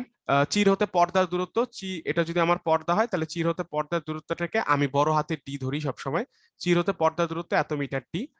কেন্দ্রীয় উজ্জ্বল পট্টি হতে 15তম উজ্জ্বল পট্টির দূরত্ব, পট্টি মানে ডোরা, কত দেওয়া আছে? 12.5 মিলিমিটার। Okay fine. একই পরীক্ষা আবার পানিতে সম্পন্ন হলো, পানির প্রতিসরণাঙ্ক এইটা। এটা আমার ঘতে লাগবে, আগে আমি গটা করে ফেলি। পরীক্ষায় ব্যবহৃত আলোর তরঙ্গ দৈর্ঘ্য নির্ণয় করো। তো আমরা সবাই জানি যে যে কোনো তম ডোরার দূরত্ব হচ্ছে এক্স এন। আমরা সবাই জানি যে এক্স এন সমান সমান n lambda d divided by কি ছিল? চিরদ্বয়ের দূরত্ব। চিরদ্বয়ের দূরত্ব কত? 2i ধরছি, এই জন্য 2i লিখলাম। এখন এখানে তো 15তম উজ্জ্বল ডোরা বলছে, তাহলে 15তম উজ্জ্বল ডোরা বললে এক্স এর এখানে লিখলাম 15, মানে 15তম উজ্জ্বল ডোরার দূরত্ব কত? এন এর জায়গায় কত লিখবো? এন এর জায়গায় লিখবো 15, তাই না? যেহেতু 15তম, তার মানে এটা হচ্ছে সাপোজ আমার এন হচ্ছে 15 আর এক্স এন হচ্ছে দূরত্বটা। ঠিক আছে, এটা হচ্ছে যে দূরত্বটা। কি জানতে চাইছে? আলোর তরঙ্গ দৈর্ঘ্য কত? তরঙ্গ দৈর্ঘ্য মানে কি ভাইয়া? ল্যামডা। ল্যামডা সমান সমান হোয়াট? এটা জানতে চাইছে। তো এক্স 15 রাখলাম, এন এর জায়গায় এন রাখলাম, আমাদের ল্যামডাটা লাগবে। তাহলে আমরা একটা কাজ করি, আমরা ল্যামডাটাকে এক পাশে রেখে বাকিগুলোকে আরেক পাশে নিয়ে যাই, তাই না? আমরা ল্যামডাটাকে এক পাশে রেখে বাকিগুলোকে আরেক পাশে নিয়ে যাই। আসো, ওকে, আমরা একটু কালারটা চেঞ্জ করি, অন্য একটা কালারে নেই ল্যামডা। আমি কিউএনএ বক্সটা পড়ছি, অনেকেই অনেক কিছু দেখাইতে বলতেছো, বাট ভাইয়া একটু সময়ের মধ্যে 5টা চ্যাপ্টার, সো সব কিছু দেখানো তো আসলে ভাইয়া পসিবল না। তো মোটামুটি ভাবে যা দেখাচ্ছে এগুলোর মধ্যে থেকে বোর্ডে আসবে, আর 8টা থেকে তো মনে হয় 2টা বা 3টা দিতে হবে, সবাই এ প্লাস পেয়ে যাবা। ঠিক আছে, ইনশাল্লাহ অ্যাডমিশনের সময় এক্সট্রা জিনিসগুলো আমরা শিখবো অবশ্যই। এখন আপাতত স্বল্প সময়ে যতটুকু পারি আমরা চেষ্টা করবো ততটুকু কভার করার। তো 2i যেটা এখানে নিলাম, এক্স এনটা থাকলো এখানে, আর এখানে থাকলো হচ্ছে এন, আর এখানে থাকলো হচ্ছে ডি। এখন হচ্ছে ভ্যালুগুলা বসাই। চিরদ্বয়ের মধ্যবর্তী দূরত্ব কত? 0.8 মিলিমিটার। মিলিমিটারকে কিসে নিতে হবে? মিটারে, তাই না? মিলিমিটারকে মিটারে নিব। তাহলে 0.8 ইন্টু 10 টু দি পাওয়ার কত? -3 ইন্টু এক্স এন কত? এক্স এন কত? এই যে 12.5 মিলিমিটার। এটাকে আমরা কিসে নিব? এটাকে আমরা নিব হচ্ছে তোমার মিটারে। তাহলে 12.5 ইন্টু 10 টু দি পাওয়ার কত হয়? -3। ওকে, কততম এন এর মান কত? কততম উজ্জ্বল ডোরা ভাইয়া? 15তম উজ্জ্বল ডোরা। তো এখানে লিখলাম হচ্ছে আমরা 15, আর ডি হচ্ছে পর্দা দূরত্ব কত? 1.75 মিটার। 1.75। তো এটা সলভ করলে আমাদের ল্যামডাটা কত আসতেছে? আমাদের ল্যামডাটা আসতেছে 3.8 into 10 to the power -7 meter. 3.8 into 10 to power -7 meter. আর যারা এই চ্যাপ্টারটা থেকে অঙ্ক দিবা তারা তো 100% তুমি শিওর আসোই যে অবশ্যই দ্বিচির দিয়েই প্রশ্ন আসবে, যেটাই আসুক দ্বিচির দিয়ে আসবে। তো তুমি যেটা ফোকাস করবা, ওই আমাদের যে বই দেওয়া হয়েছে ওগুলোর মধ্যে যতগুলা ক খ আছে না, ওইগুলো একদম টানা মুখস্থ করবা, যাতে ক খ এর মধ্যে তুমি 3-এ 3 পাও। কারণ গ আর ঘতে তুমি 7-এ 7ই পাবা, কারণ এই চ্যাপ্টার থেকে এই সূত্রের উপর ভিত্তি করে ম্যাথ আসবে, আর এগুলাতে ছাক্কা নাম্বার দেয়, কোনোদিনও কাটে না। ঠিক আছে, সো চেষ্টা করবা একার মানে ক আর খটা একদম মুখস্থ করে ফেলতে, যাতে তুমি এটার মধ্যে 10-এ 10 পাও। ওকে ফাইন, তোমাদের ল্যামডাটা চলে আসছে। আলোর তরঙ্গ দৈর্ঘ্য কত? এই যে 3.8 into 10 to the power -7 metre. এবার আমরা ঘতে যাব, দেখি ঘ কি বলছে। ঘ বলেছে পরীক্ষাটি পানিতে সম্পন্ন হলে ডোরার প্রস্থের কি পরিবর্তন ঘটবে? ডোরার প্রস্থের কি পরিবর্তন ঘটবে? তো আমরা জানি যে আমি ডোরার প্রস্থটাকে কিভাবে প্রকাশ করি, ডোরার প্রস্থটাকে আমি বি দ্বারা প্রকাশ করি। ঠিক আছে ভাইয়া, কি দ্বারা প্রকাশ করি? বি দ্বারা প্রকাশ করি। এর জন্য আমি বি রাখলাম, ধরে নিলাম ডোরার প্রস্থ সমান সমান বি। আর প্রস্থের সূত্র আমরা সবাই জানি, সেটা কি? বি সমান সমান ল্যামডা ডি 2 ইন্টু 2i। এটা হচ্ছে আমাদের কি? ডোরার প্রস্থের ইকুয়েশন। এটা হচ্ছে আমাদের ডোরার প্রস্থের ইকুয়েশন। এখন আমি একটা কাজ করব, পানিতে আমি তরঙ্গ দৈর্ঘ্যটা ভাইয়া বের করার চেষ্টা করব। পানিতে তরঙ্গ দৈর্ঘ্যটা কত? এ মিউ ডাব্লিউ। এ মানে হচ্ছে বাতাস, আর ডাব্লিউ মানে হচ্ছে কি? ডাব্লিউ মানে পানি। তরঙ্গ দৈর্ঘ্য তাহলে কত হবে? উপরে হবে হচ্ছে আমাদের ল্যামডা এ, নিচে হবে ল্যামডা ডাব্লিউ। ওকে, উপরে হবে ল্যামডা এ, নিচে হবে হচ্ছে ল্যামডা ডাব্লিউ। তো এটার ভ্যালু বলে দিয়েছে কত? 1.33। তাহলে ল্যামডা এ ল্যামডা ডাব্লিউ। এখন আমার কি লাগবে? এখন আমার ল্যামডা ডাব্লিউটা লাগবে। তাহলে আমরা ল্যামডা ডাব্লিউ সমান সমান লিখবো ল্যামডা এ নিচে 1.33। ল্যামডা এ কত? আমাদের ল্যামডা এ ছিল এই যে একটু আগে বের করছি 3.8 into 10 to the power minus কত? 10 টু দি পাওয়ার মাইনাস 7। নিচে হচ্ছে 1.33। যদি আমরা ভাগাভাগি করি কত আসবে? 2.86 into 10 to the power minus 7 এত মিটার। তাহলে পানিতে আমাদের তরঙ্গ দৈর্ঘ্য কত হবে? 2.86 into 10 to the power minus 7 metre. ঠিক আছে, পেয়ে গেছি। Okay fine. এখন আমরা বায়ুতে এবং পানিতে দুইটার জন্য প্রস্থের ইকুয়েশন দাঁড় করাই আসো। হ্যাঁ, কালারটা একটু চেঞ্জ করে নেই। প্রসেসটা কিন্তু খুব ইজি। আমরা কি করছি? কিছুই করি নেই। ডোরার প্রস্থকে প্রকাশ করছি বি দ্বারা, এবং প্রস্থের জন্য যে ইকুয়েশনটা হয় সেটাকে একটু লিখে রাখছি জাস্ট। সেটাকে আমরা একটু লিখে রাখলাম। তারপর পানিতে ওই আমার আলোক তরঙ্গের তরঙ্গ দৈর্ঘ্য কত হবে সেটা বের করছি। তো এখন বায়ুতে, এখানে বায়ুতে ডোরার প্রস্থ বি, বি এর নিচে এ লিখলাম। এ মানে বায়ুতে ডোরার প্রস্থ সমান সমান ল্যামডা এ মানে বায়ুতে ডোরার তরঙ্গ দৈর্ঘ্য, মানে ডোরার না সরি, বায়ুতে আলোর তরঙ্গ দৈর্ঘ্য। ডি সেম থাকবে। সাপোজ আমি দিচির পর্দারে পানির মধ্যে এমন ভাবেই নিছি পুরো সিস্টেমকে, কোনো কিছু চেঞ্জ করি নাই। তো নিচে 2 ইন্টু 2i এটাও সেম থাকবে। এটা দিলাম সমীকরণ 1। পানিতে, হ্যাঁ, পানির জন্য তাহলে ডোরার প্রস্থের ইকুয়েশনটা কেমন হবে? বি লিখলাম, এখানে লিখলাম ডাব্লিউ সমান সমান ল্যামডা ডাব্লিউ, এখানে লিখলাম ডি, এখানে লিখলাম 2 ইন্টু হচ্ছে 2i a। এখানে সমীকরণ কত লিখলাম? সমীকরণ লিখলাম 2। ওকে, এখন আমরা কাজ করি, আমরা একটা দ্বারা আরেকটা কাজ ভাগ করি। আমরা এই 2 দ্বারা এককে ভাগ করি। একটা সমীকরণ দ্বারা একটাকে ভাগ করলে কি হবে? উপরে থাকলে তোমার হচ্ছে পানিতে প্রস্থ ডোরার, নিচে থাকলে বায়ুতে প্রস্থ। এই ডি, উপরের ডি এবং নিচে 2 ইন্টু 2i উভয় ক্ষেত্রে কাটাকাটি গেছে। ঠিক আছে, তো এটা তো দেখানোর কিছু নাই। উপরে থাকলো ল্যামডা ডাব্লিউ, নিচে থাকলো কত? ল্যামডা এ ভাইয়া। ওকে, তাহলে পানিতে ডোরার প্রস্থ সমান সমান ল্যামডা ডাব্লিউ ল্যামডা এ ইন্টু হচ্ছে বায়ুতে ডোরার প্রস্থ। এখান থেকে আসলে আমরা ডিসিশনটা নিয়ে ফেলতে পারতেছি। আমাদের ল্যামডা ডাব্লিউ কত আসছে বলো তো? ল্যামডা ডাব্লিউ আসছে 2.86 into 10 to the power minus 7। আর আমার ল্যামডা এ কত ছিল? মানে আমার বাতাসে কত ছিল তরঙ্গ দৈর্ঘ্য? বের করছিলাম যে 3.8 into 10 to the power minus 7 into হচ্ছে বি এ। তাহলে এই একটা দ্বারা একটা ভাগ করলে কত আসছে জানো? 0.75। তার মানে আমরা দেখতে পারতেছি যে আমাদের পানিতে ডোরার প্রস্থ বায়ুতে ডোরার প্রস্থের কত গুণ? 0.75 গুণ। অতএব ডোরার প্রস্থ কি হয়? চেঞ্জ হয়। কিভাবে চেঞ্জ হয়? পানিতে ডোরার প্রস্থ কমে যায়। অতএব পানিতে ডোরার প্রস্থ কমে যায়। পানিতে ডোরার প্রস্থ কমে যায়। পানিতে ডোরার প্রস্থ কমে যায়। ঠিক আছে, আমাদের পানিতে ডোরার প্রস্থ কমে যায়। ওকে, হুম, তাহলে চলো আমরা হচ্ছে সামনের দিকে আগাচ্ছি। এই হ্যাঁ, আলোকবর্ষ কিসের একক? আলোকবর্ষ হচ্ছে ভাই আমরা সবাই জানি দূরত্বের একক। আলোকবর্ষ মানে হচ্ছে আলো 1 বছরে যে দূরত্ব অতিক্রম করে। আলো 1 বছরে যে দূরত্ব অতিক্রম করে। ওকে, গঠনমূলক ব্যতিচার কি? গঠনমূলক ব্যতিচার হচ্ছে গিয়ে যখন আমি উজ্জ্বল ডোরা দেখতে পাই, তাই না? যখন আমি উজ্জ্বল ডোরা দেখতে পাই, তো সেটার জন্য কি? সেটার জন্য আমরা জানি যে ল্যামডা বাই 2 এর জোড় গুণিতক হয়। ল্যামডা বাই 2 এর জোড় গুণিতক 2 দিয়ে কাটলে এই যে এন ল্যামডাই হয়। তাহলে সেটা হচ্ছে খ, সেটা হচ্ছে আমাদের খ। Okay fine. ইয়ং এর দ্বিচির পরীক্ষায় চির দুটির মধ্যবর্তী দূরত্ব অর্ধেক করে দিলে চির হতে পর্দার দূরত্ব দ্বিগুণ করা হলে ডোরার প্রস্থ কত হবে? হ্যাঁ, এটা খুব ইম্পর্টেন্ট, এটা সিকিউ। এই জিনিসগুলো সিকিউর জন্য ইম্পর্টেন্ট, সিকিউতে এই ধরনের প্রশ্ন বোর্ডে তোমার আসে।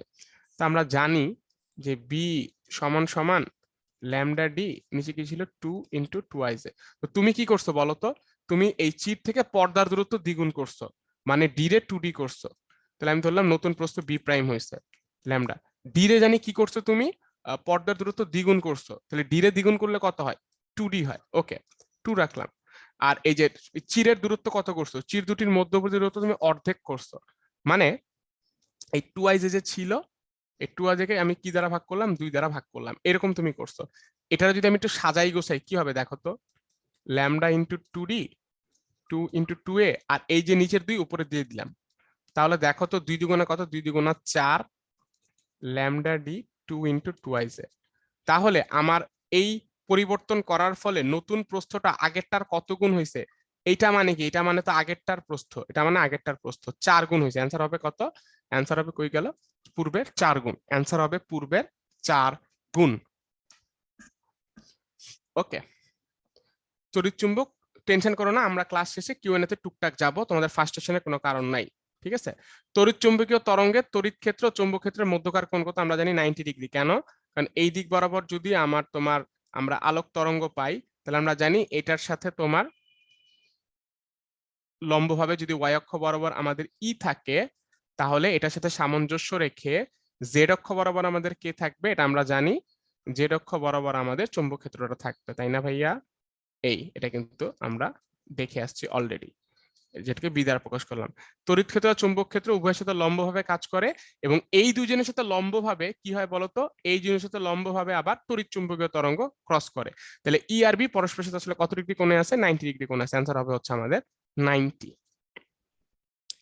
ফাইন, এখন আমরা চলে এসেছি কোথায়? এখন আমরা চলে এসেছি হচ্ছে ভৌত আলোক বিজ্ঞানে। এখন আমরা চলে এসেছি ভৌত আলোক বিজ্ঞানে। Okay fine.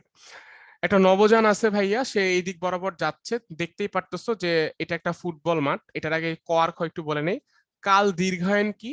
আমি যদি কোনো মানে একজন পর্যবেক্ষকের কাছে সে যদি কোনো একটা দিকে তাকায়া থাকে একটা গতিশীল বস্তুর দিকে, তার কাছে মনে হবে ওই গতিশীল বস্তুটার দৈর্ঘ্য বা গতিশীল বস্তুটার জন্য সময় বৃদ্ধি পাচ্ছে। এই ঘটনাকে কাল দীর্ঘায়ন বলা হয়, ঠিক আছে? একটা বস্তু যদি আলোর বেগের কাছাকাছিতে, খুব সিম্পল ভাবে যদি বলি, আমি এখানে দাঁড়ায় আছি, ঠিক আছে? এখানে একটা গাছ আছে, আমি গাছের নিচে দাঁড়ায় আছি, আমি স্থির, আর এখানে একটা রকেট যাচ্ছে। এখানে একটা কি যাচ্ছে? এখানে একটা রকেট যাচ্ছে, ধরে নিলাম এখানে একটা রকেট যাচ্ছে। রকেটের ভিতরে একজন আছে, বসে আছে। তো আমি স্থির, রকেটটা গতিশীল, ঠিক আছে? তো আমি যখন রকেটের দিকে তাকায় থাকবো, আমি তো রকেটের দিকে তাকায় আছি, ফলে আমি যেই ভ্যালুগুলা মাপবো সেইগুলা হবে হচ্ছে গিয়ে আপেক্ষিক ভ্যালু। আর রকেটের ভিতর যেই ছেলেটা বসে আছে, রকেটের সাপেক্ষে সে তো স্থির, সে তো রকেটের ভিতরেই বসে আছে, সে যেই ভ্যালুগুলা মাপবে সেগুলো হচ্ছে স্থির ভ্যালু, আর আমি যেগুলা মাপবো সেগুলো গতিশীল ভ্যালু। কেন? কারণ আমি কিন্তু তাকায় আছি, আমি যখন রকেটের দিকে তাকায় আছি আমার চোখের সামনে কিন্তু রকেটটা গতিশীল, আর রকেটের ভিতরে যে ছেলেটা বসে আছে ও তো রকেটটা গতিশীল বা স্থির এটা ফিল করতেছে না। আমি যদি বাসের মধ্যে বসে থাকি, যদি একদম স্মুথ রাস্তা থাকে, দরজা জানালা বন্ধ থাকে, আমার কাছে কি মনে হবে যে বাস চলতেছে নাকি চলতেছে না? আমার কাছে মনে হবে বাসটা কিন্তু স্থিরই আছে, কিন্তু বাসটা রাস্তা খসখস থেকে ধাক্কা খাই, এর জন্য হয়তো আমরা একটু ফিল করতে পারি। তার মানে একজন অবজারভার যে জিনিসগুলো দেখে সেগুলো হচ্ছে আপেক্ষিক বা গতিশীল ভ্যালু, আর সিস্টেমের মধ্যে যে থাকে সে যেটা দেখে সেগুলো হচ্ছে স্থির ভ্যালু। তো অবজারভারের কাছে এইটার রকেটটার দৈর্ঘ্য যদি বা যে যানবাহনটা যাচ্ছে বা যে নভোযানটা যাচ্ছে সেটা দৈর্ঘ্য ধরে নিলাম সাপোজ হচ্ছে এল নট, সেটার সময় ধরে নিলাম হচ্ছে টি নট, এবং সেইটার ভর ধরে নিলাম হচ্ছে এম নট। তাহলে এই লোকটার কাছে কিন্তু এই তিনটা ভ্যালু মনে হবে। হ্যাঁ, এই লোকটার কাছে এই তিনটা ভ্যালু মনে হবে, কারণ উনি রকেটের ভিতরেই আছে, উনি রকেটের ভিতরেই আছে।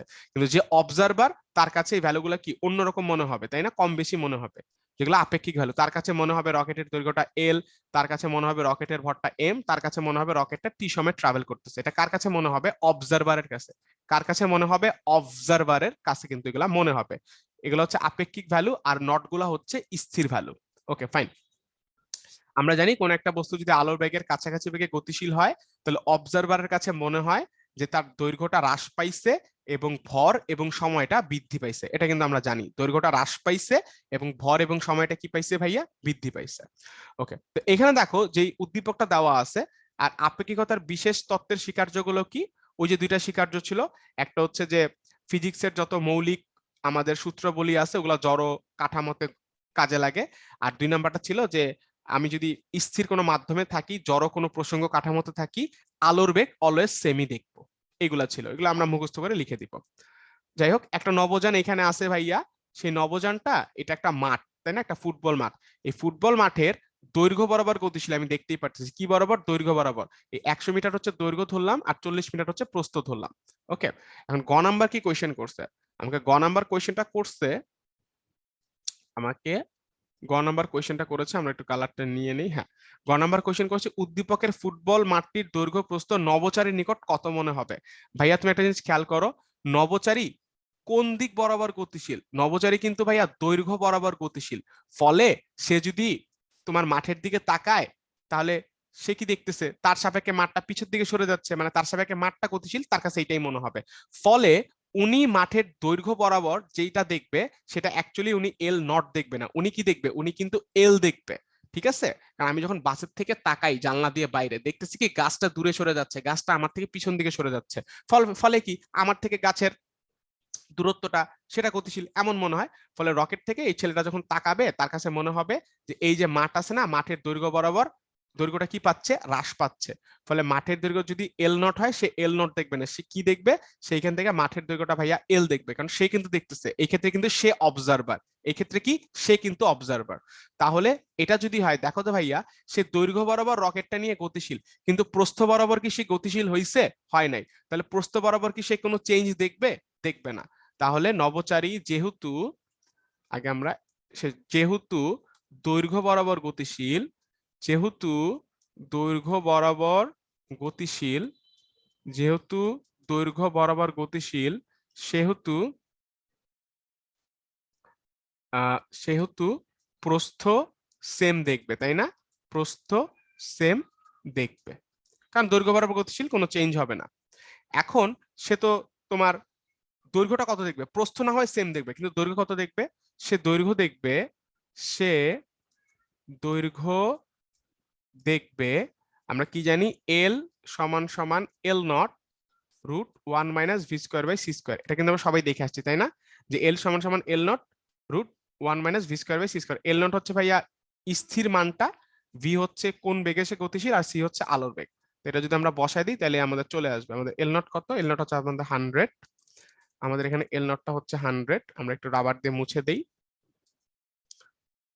একটু রাবার দিয়ে মুছে দিই। হ্যাঁ, এল নট হচ্ছে আমাদের ভাইয়া 100 ইন্টু 1 মাইনাস ভি কত? ভি হচ্ছে এই যে 0.5 সি, দেখছো? 0.5 সি। তাহলে উপরে লিখলাম আমরা 0.5 সি, নিচে আছে সি, দুটোর উপর একটা হোল স্কোয়ার দিলাম। আমরা যদি ক্যালকুলেশন করি, আমাদের অ্যান্সারটা কত আসে? আমাদের অ্যান্সারটা আসে হচ্ছে 86.6 মিটার। 86.6 মিটার। ফলে এই যে রকেটের মধ্যে যে লোকটা বসে আছে অবজারভার, উনি যদি তাকায়, ওনার কাছে মাঠের দৈর্ঘ্যটা কত মনে হবে? 100 মনে হবে না, ওনার কাছে মনে হবে মাঠের দৈর্ঘ্যটা হচ্ছে 86.6 মিটার, আর প্রস্থটা যেটা আছে সেটাই মনে হবে। ঠিক আছে, তো এটা একটা গেল। এবার আমরা ঘতে চলে যাই। ঘ কি বলছে? ঘ বলেছে যে নবযানটি কত দ্রুতিতে চললে ফুটবল মাঠটি নবচারীর নিকট বর্গাকার মনে হবে? Okay fine, okay fine. তার মানে এটা আমরা ঘয়ের আনসার করতেছি। দেখো ভাইয়া, মাঠটা এতটুক ছিল, তাই না? মাঠের এটুক ছিল আমার কত মিটার? এটুক ছিল 40 মিটার। আর এখান থেকে এতটুক কত ছিল? এখান থেকে এতটুক ছিল 100 মিটার। তাহলে নবচারী তো তোমার এই দিক থেকে এইদিকে যাচ্ছে তার যানটা নিয়ে, তাকে যদি মাঠটাকে বর্গাকার দেখতে হয়, সে তো দৈর্ঘ্যটা এখন 86 দেখতেছে, 86.6। তাহলে বর্গাকার যদি মাঠটাকে দেখতে হয়, তাহলে দৈর্ঘ্যটাকেও তার কত দেখতে হবে? দৈর্ঘ্যটাকেও তার প্রস্থের সমান দেখতে হবে। সে এটাকে কত দেখতেছে? এটাকে দেখতেছে 40 মিটার। তাহলে এই দৈর্ঘ্যটাকেও তার কত দেখতে হবে? দৈর্ঘ্যটাকেও তার কত? 40 মিটারই দেখতে হবে। মানে মানে এল হতে হবে, এল হতে হবে কত? এল হতে হবে 40 মিটার, এল হতে হবে 40 মিটার। ঠিক আছে, কারণ আমরা জানি যে এল সমান সমান এল নট, বড় হাতেরও লিখতে পারি ছোট হাতেরও লিখতে পারি, একটা লিখলেই হয়, কোনো সমস্যা নাই। 1 minus V square by C square. তো মানে এল হতে হবে 40 মিটার, এর জন্য বেগ হইতে হবে ভি। এই ভিটাই আমরা বের করব এর জন্য, কারণ এখন সে যেই বেগে যাচ্ছে তার জন্য তো তোমার কত পাচ্ছি বলো তো, এখন যেই বেগে যাচ্ছে তার জন্য আমরা দূরত্বটা এই দৈর্ঘ্যটা দেখতে পাচ্ছি 86.6, তাহলে দূরত্বটা আমাকে আরো কমাইতে হবে, আর আরো কেমনে কমাইতে পারি, বেগটা যদি আমি বাড়াইতে পারি, তাই তো। মানে এল হতে হবে 40 মিটার, এর জন্য বেগ হতে হবে ধরে নিলাম ভি, সেই ভিটে আমরা এখন বের করব। এল কত, এল এর জায়গায় বসাবো 40, কত ছিল রিয়েলি ছিল 100 into 1 minus V square by C square. এখন আমরা যদি এটা সলভ করি, আমরা তো সবাই করতেই পারি, এই ভাগাভাগি করলাম, রুট টুট সরাই দিলাম, তাহলে আমাদের ভিটা কত আসে, আমাদের ভিটা আসবে হচ্ছে 0.916 তার মানে সে যদি এখন সে আগে কত যাচ্ছিল, আগে যাচ্ছিল 0.5 বেগে, সে যদি 0.19 বেগে যায় তাহলেই সে মাঠটাকে বর্গাকার দেখবে। ঠিক আছে, সে যাচ্ছিল কত বেগে বলতো, সে যাচ্ছিল 0.5 বেগে, তাই তো 5 বেগে। সে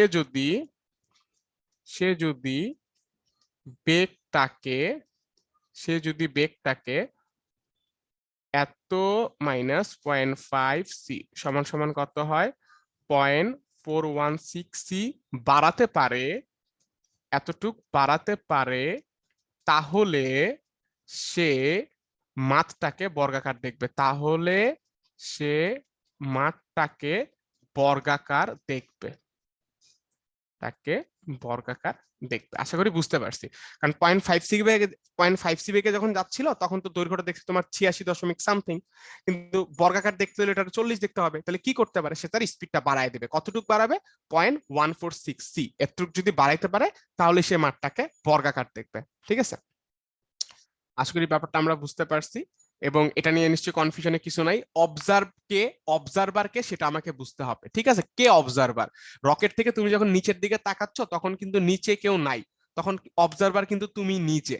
ঠিক আছে, এগুলা বুঝতে হবে, যে অবজারভার তার জন্য ভ্যালুগুলা হচ্ছে চেঞ্জ মনে হয় এল এম টি, আর যে ওই যাকে তুমি দেখতেছো ওর জন্য ভ্যালুগুলা কি হয়, স্থিরই হয়। ঠিক আছে, মানে যে স্থির জায়গার মধ্যে আছে তোমার সাপেক্ষে।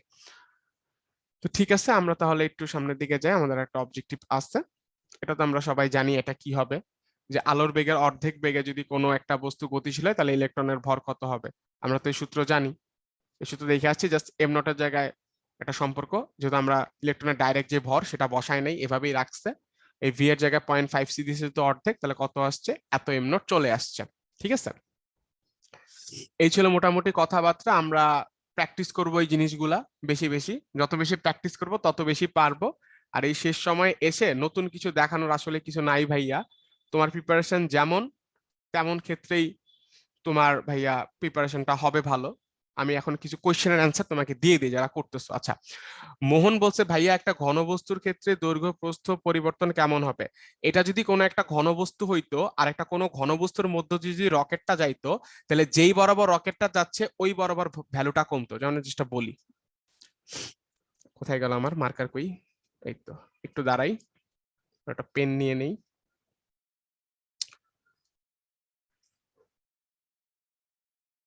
কোন একটা ঘনবস্তুর ভিতর দিয়ে যদি কেউ যাইতো, সে দেখো তো, সে কিন্তু সাপোজ দৈর্ঘ্য বরাবর যাচ্ছে, ফলে দৈর্ঘ্য বরাবর যদি সে যায়, আমি যদি ধরে নিই এটা দৈর্ঘ্য, তাহলে দৈর্ঘ্য বরাবর ভ্যালুটা তার কাছে কম মনে হবে, উচ্চতার প্রস্থ কিন্তু ইকুয়ালি থাকবে, উচ্চতার প্রস্থ কোনো চেঞ্জ হবে না। ঠিক আছে, ওকে। বৃষ্টির, আচ্ছা বৃষ্টির ম্যাথ মানে হচ্ছে কি, কত কোণে ছাতা ধরতে হবে এটা খালি পড়বা, ঠিক আছে, আর অন্য জিনিস লাগবে না। হুম, আচ্ছা, আমি একটা জিনিস লিখে দিচ্ছি যে বৃষ্টির ম্যাথ কেমনে করবা, এটা আমি একটু লিখে দিচ্ছি।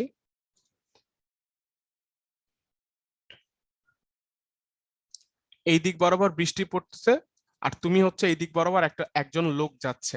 তো যেহেতু বৃষ্টি এবং লোক দুইজনই গতিশীল, এখানে একটা আপেক্ষিক বেগের কনসেপ্ট চলে আসছে। তো আপেক্ষিক বেগের কনসেপ্টে যার সাপেক্ষে বলি তাকে উল্টাইতে হয়, তাহলে লোক যদি এই দিকে যায় লোককে আমি উল্টা এই দিকে নিয়ে যাবো। হ্যাঁ, তাহলে এটা যদি হয় তাহলে এখন আমার কাছে যেহেতু উল্টায় ফেলছি এটার আর কোনো ভ্যালু নেই, এটা আমি বাদ দিলাম। তাহলে দেখো তো এই দিক বরাবর একটা বেগ আছে, এই দিক বরাবর একটা বেগ আছে, তাহলে লব্ধি বেগ কত? লব্ধি বেগ হচ্ছে এই দিকে থাকতেছে, তাহলে বৃষ্টি কোন দিকে পড়বে? বৃষ্টি লব্ধি বেগে পড়বে, তাহলে ছাতাটা আমাকে এইভাবে ধরতে হবে, ছাতাটা আমাকে এইভাবে ধরতে হচ্ছে। তাই যদি হয়, এটা একটা যদি ত্রিভুজের মতো ব্যাপার হয়, আমি ধরলাম থিটা কোণে ছাতা ধরতে হবে, কত কোণে? থিটা কোণে। তাহলে দেখো তো ভাইয়া, এটা যদি আমার থিটা হয়, তাহলে এইটা কি? এটা হচ্ছে আমার ভূমি, এটা কি? এটা হচ্ছে আমার লম্ব। লোকের বেগ যদি এই বরাবর হয়, এটাকে চাইলে আমি ছুরি দিয়ে কেটে এই বরাবর নিয়ে আসতে পারি না? তাহলে এই রেখাটায় যদি লোকের বেগ যা, এই রেখাতে লোকের বেগ তাই, আর এটা তো বৃষ্টির বেগ, তাহলে আমি বলতে পারি যে টেন থিটা সমান সমান টেন থিটা সমান সমান কি? লম্ব বাই ভূমি। তাহলে উপরে হচ্ছে বৃষ্টির বেগ, নিচে হচ্ছে লোকের বেগ। উপরে হচ্ছে বৃষ্টির বেগ, নিচে হচ্ছে কি ভাইয়া? লোকের বেগ। বৃষ্টির বেগ পরীক্ষায় বলে দিবে, লোকের বেগ বলে দিবে, এভাবে বের করে ফেলবা, ঠিক আছে? আর অবশ্যই এটা কিন্তু আনুভূমিকের সাথে কত কোণে, এই থিটাটা কি? আনুভূমিকের সাথে, কিন্তু আনুভূমিকের সাথে, এটা মনে রাখবা, এটা হচ্ছে আনুভূমিকের সাথে। যদি উল্লম্বের সাথে বলে তাহলে কিন্তু এইটা, উল্লম্বের সাথে বললে কিন্তু এটা তুমি প্রশ্ন করে বুঝা নিও, ঠিক আছে? যেটা আমরা লিখে দিছি এটা হচ্ছে আনুভূমিকের সাথে কত কোণে ছাতা ধরতে হবে। থিটাটা রাইখা টেনটার ওই পাশে দিলে ইনভার্স হয়ে যাবে। তার মানে আমরা মনে রাখবো টেন থিটা সমান সমান বৃষ্টি বাই লোকের বেগ। তাহলে আমি কার ক্ষেত্রে থিটা পাবো? আনুভূমিক ভাবে কত কোণে আমাকে ছাতাটা ধরতে হবে। ওকে, আচ্ছা তৃষা বলছো যদি কর্ণ বরাবর যায়, হ্যাঁ যদি কর্ণ বরাবর যায় তাহলে দৈর্ঘ্য প্রস্থ উভয়টারই একটা লব্ধি পরিবর্তন হবে, ঠিক আছে? যদি কর্ণ বরাবর যায় তাহলে দুই দিক বরাবরই পরিবর্তন আমাদের হবে, সেই ক্ষেত্রে উপাংশ নিয়ে বের করতে হবে। ওকে ভাইয়া? আচ্ছা, ওই উপাংশ নিয়ে যে বিষয়টা, এটা ইনশাল্লাহ বোর্ডে না, এটা হচ্ছে অ্যাডমিশনের ইঞ্জিনিয়ারিং এর জিনিস, ওটা আমরা অ্যাডমিশনে দেখবো। ওকে,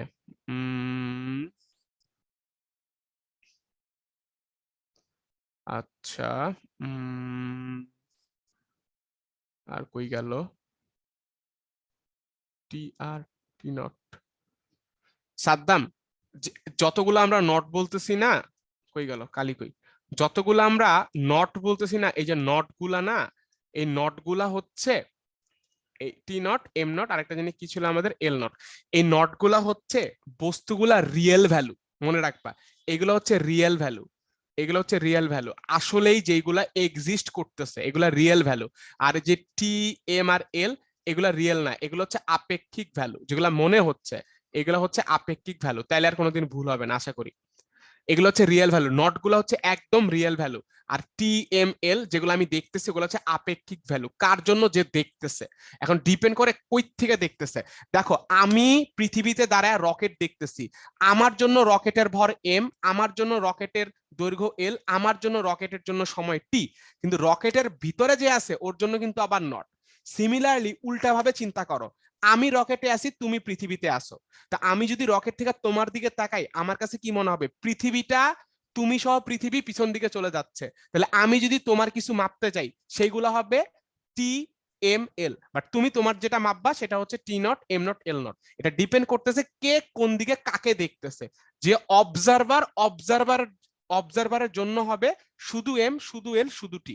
ওকে, আচ্ছা, তারপর কই গেল?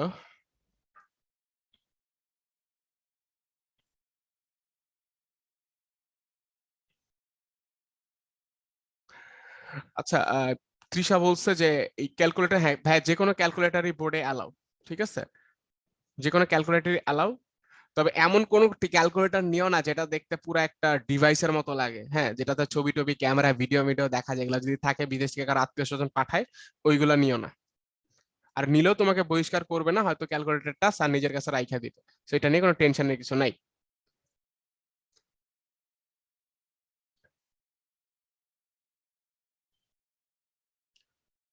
ওকে, আচ্ছা, একজন একটা জিনিস বলতেছে, সেটা আমরা বলে আমাদের ক্লাসটা শেষ করি। হ্যাঁ, এই দিক বরাবর একটা বাস যাচ্ছে এবং এই দিক বরাবর একটা ট্রাক যাচ্ছে ধরে নিলাম, হ্যাঁ ভাইয়া, এদিক বরাবর ট্রাক যাচ্ছে কত ডিগ্রি কোণে? আমরা ধরে নিলাম 40 ডিগ্রি কোণে। এখন তার মানে তুমি বুঝতেই পারতেছো, যেহেতু দুইটাই গতিশীল, যেহেতু দুইটাই গতিশীল, ফলে এখানে একটা সাপেক্ষে আরেকটার বেগ জানতে চাইলে সেটা আসলে আপেক্ষিক বেগ হবে। হ্যাঁ, আপেক্ষিক বেগের ম্যাথ গুলা করতে নিলে দুইটা বস্তুই কি থাকা লাগে? গতিশীল থাকা লাগে। এখন যে কোনো একটা আমাকে বলে দাও কার সাপেক্ষে কার। সাপোজ, সাপোজ বাসের সাপেক্ষে, সাপোজ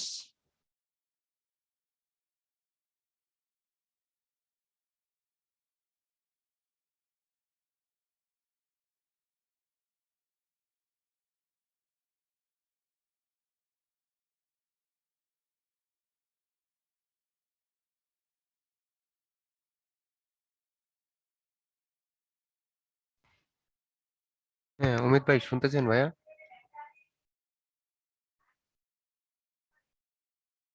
অমিত ভাইয়া?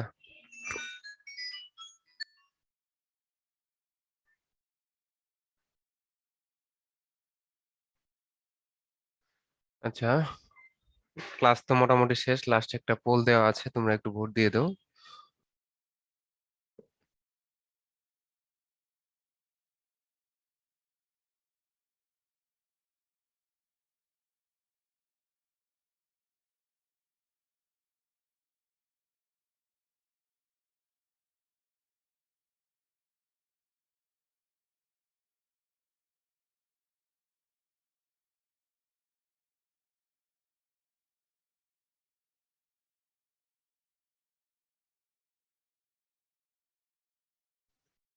আচ্ছা, তোমরা অনেকে কোশ্চেন করছিলা যে প্রিভিয়াস ক্লাসগুলো আমরা কিভাবে পাবো বা এক্সাম গুলো কিভাবে পাবো। সময় দাও, আমি তোমাদের দেখাই দিচ্ছি আসলে কিভাবে পাবা তোমরা। হ্যাঁ, আমি বলে দিচ্ছি তোমরা ফার্স্ট ক্লাসগুলো কিভাবে পাবা।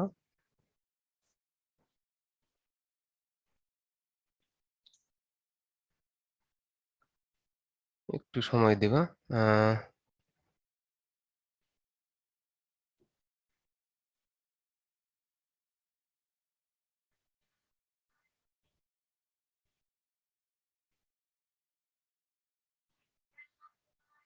আচ্ছা, আশা করি তোমরা আমার স্ক্রিনটা দেখতে পাচ্তেছো। যাদের সমস্যা ছিল যে প্রিভিয়াস ক্লাসগুলো পাচ্ছি না বা এক্সাম গুলো কিভাবে দিব, তো একটু তোমরা একটু দেখে নাও। যারা ডেস্কটপ বা ল্যাপটপ দিয়ে ক্লাস করতেছো, তোমরা আমার কার্সর কি দেখতে পাচ্তেছো? একটু চ্যাট বক্সে জানাও প্লিজ।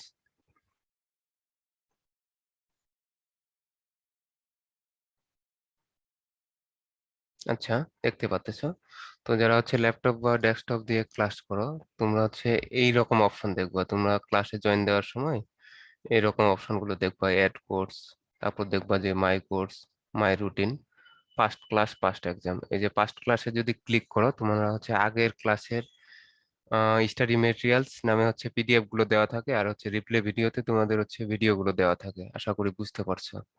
এখানে দেখবা ঠিক একই একই ভাবে তোমরা এখানে পাস্ট এক্সাম নামে অপশন আছে, তোমরা পাস্ট যে এক্সাম গুলো সেগুলো দেখতে পারবা, রেজাল্ট গুলো প্লাস তোমাদের আহ এক্সাম গুলো দেখতে পারবা, পাস্ট যেগুলো এক্সাম চলে গেছে। এভাবে তোমরা পাস্ট ক্লাস গুলো দেখতে পারবা। আর অনেকে তোমরা আহ মোবাইল দিয়ে ক্লাস করে থাকো। তো যারা মোবাইল দিয়ে ক্লাস করে থাকো তারা কোথায় পাবা আমি একটু দেখাই দিচ্ছি। যারা মোবাইল দিয়ে ক্লাস করে থাকো তারা এই যে উদ্ভাসন মেশ যে লোগোটা আছে, তোমাদের এই বাম সাইডে একটা অপশন আছে, আমি ক্লিক করছি। এখানে ক্লিক করলে তোমরা এই যে এখানে পাস্ট ক্লাসগুলো দেখতে পারবে। আশা করি বুঝতে পারছো। হ্যাঁ, ক্লাসটা আজকে শেষ হয়ে গেছে। তোমরা কি দেখতে পাচ্তেছো? যদি দেখতে পেরে থাকো তাহলে আমাকে একটু জানাও চ্যাট বক্সে ক্লিয়ার কিনা বিষয়টা। তো আশা করি ঠিক আছে, বুঝতে পারছো তোমরা। এভাবে তোমরা পাস্ট ক্লাস, পাস্ট এক্সাম এগুলো দেখতে পারবা যে কোথায় কিভাবে দিছো। ঠিক আছে, তো আমি স্টপ শেয়ার করতেছি, শেয়ারটা স্টপ করলাম। আর তোমাদের যদি এখন উদ্ভাস রিলেটেড কোনো কোশ্চেন থেকে থাকে চ্যাট বক্সে করতে পারো।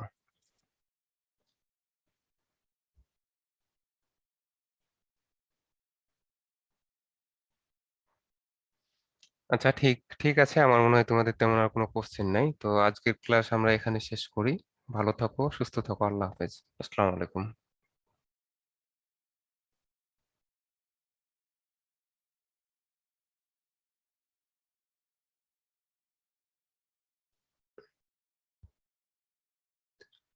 আচ্ছা, একজন বলছো যে আমি 12 PM এ ক্লাস করতে চাই, সেক্ষেত্রে ভাইয়া তুমি যে ব্রাঞ্চে ভর্তি হয়েছো সে ব্রাঞ্চে একটু ফোন দিও।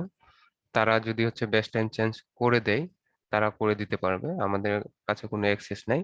তো আশা করি তুমি যে ব্রাঞ্চে ভর্তি হয়েছে সেই ব্রাঞ্চে একটু ফোন দিও, তারা ডিটেলসটা বলে দিবে। তো ঠিক আছে, আজকের ক্লাস এ পর্যন্তই। ভালো থাকো, সুস্থ থাকো, আল্লাহ হাফেজ, আসসালামু আলাইকুম।